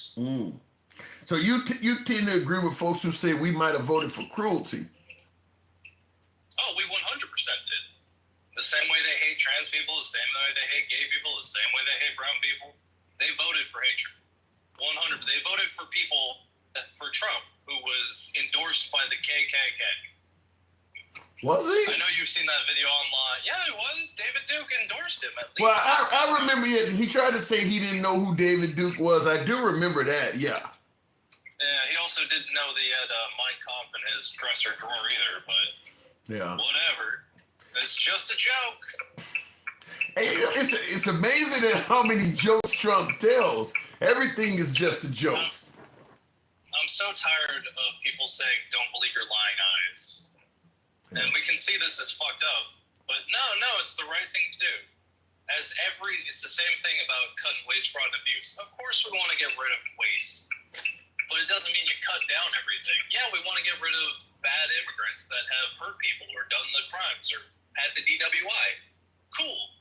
You did something like that, great. But you went to a funeral, stop playing with me. Yeah, and that's what it seems like, is that the Trump administration wants to be in a position where if they think something needs to be done for the best interest of America, that they have the right to do that without any resistance. I mean, the same way they're getting rid of immigrants that they believe are bad for America without due process, they're doing the same to federal employees. They don't get due process either. They're just firing them. They want to be in a position where they can just do whatever they want and you don't have any say-so. And they seem to be doing that successfully. That's why they fired the inspector generals, like, first thing. Yeah. They don't want to be told what to do. They just want to be the bully and say that they're the God Kings. I don't believe in that. I don't think it's right. So MAGA Reacts comes on here talking some real dumb shit. Just screaming at my phone. What? I could never be that guy's friend, but Jesus, he doesn't know how to stay on point. Oh, it's not a right, it's a privilege. Oh, but you still don't have that right. What? What are you talking about, man? I'm gonna leave it at that. So I enjoyed talking to MAGA Reacts. He definitely he energizes my audience. He energizes my audience. I'll just call you a fluffer. That guy is the biggest fluffer. He must not ever get off his knees. Damn. All right. If he's going to be just blind faith for everything, then you don't have a working brain, do you? Well, in reality, I've said that on the program I think that's the difference. I'm not saying everything Trump proposes or does is bad, but the difference is MAGA, like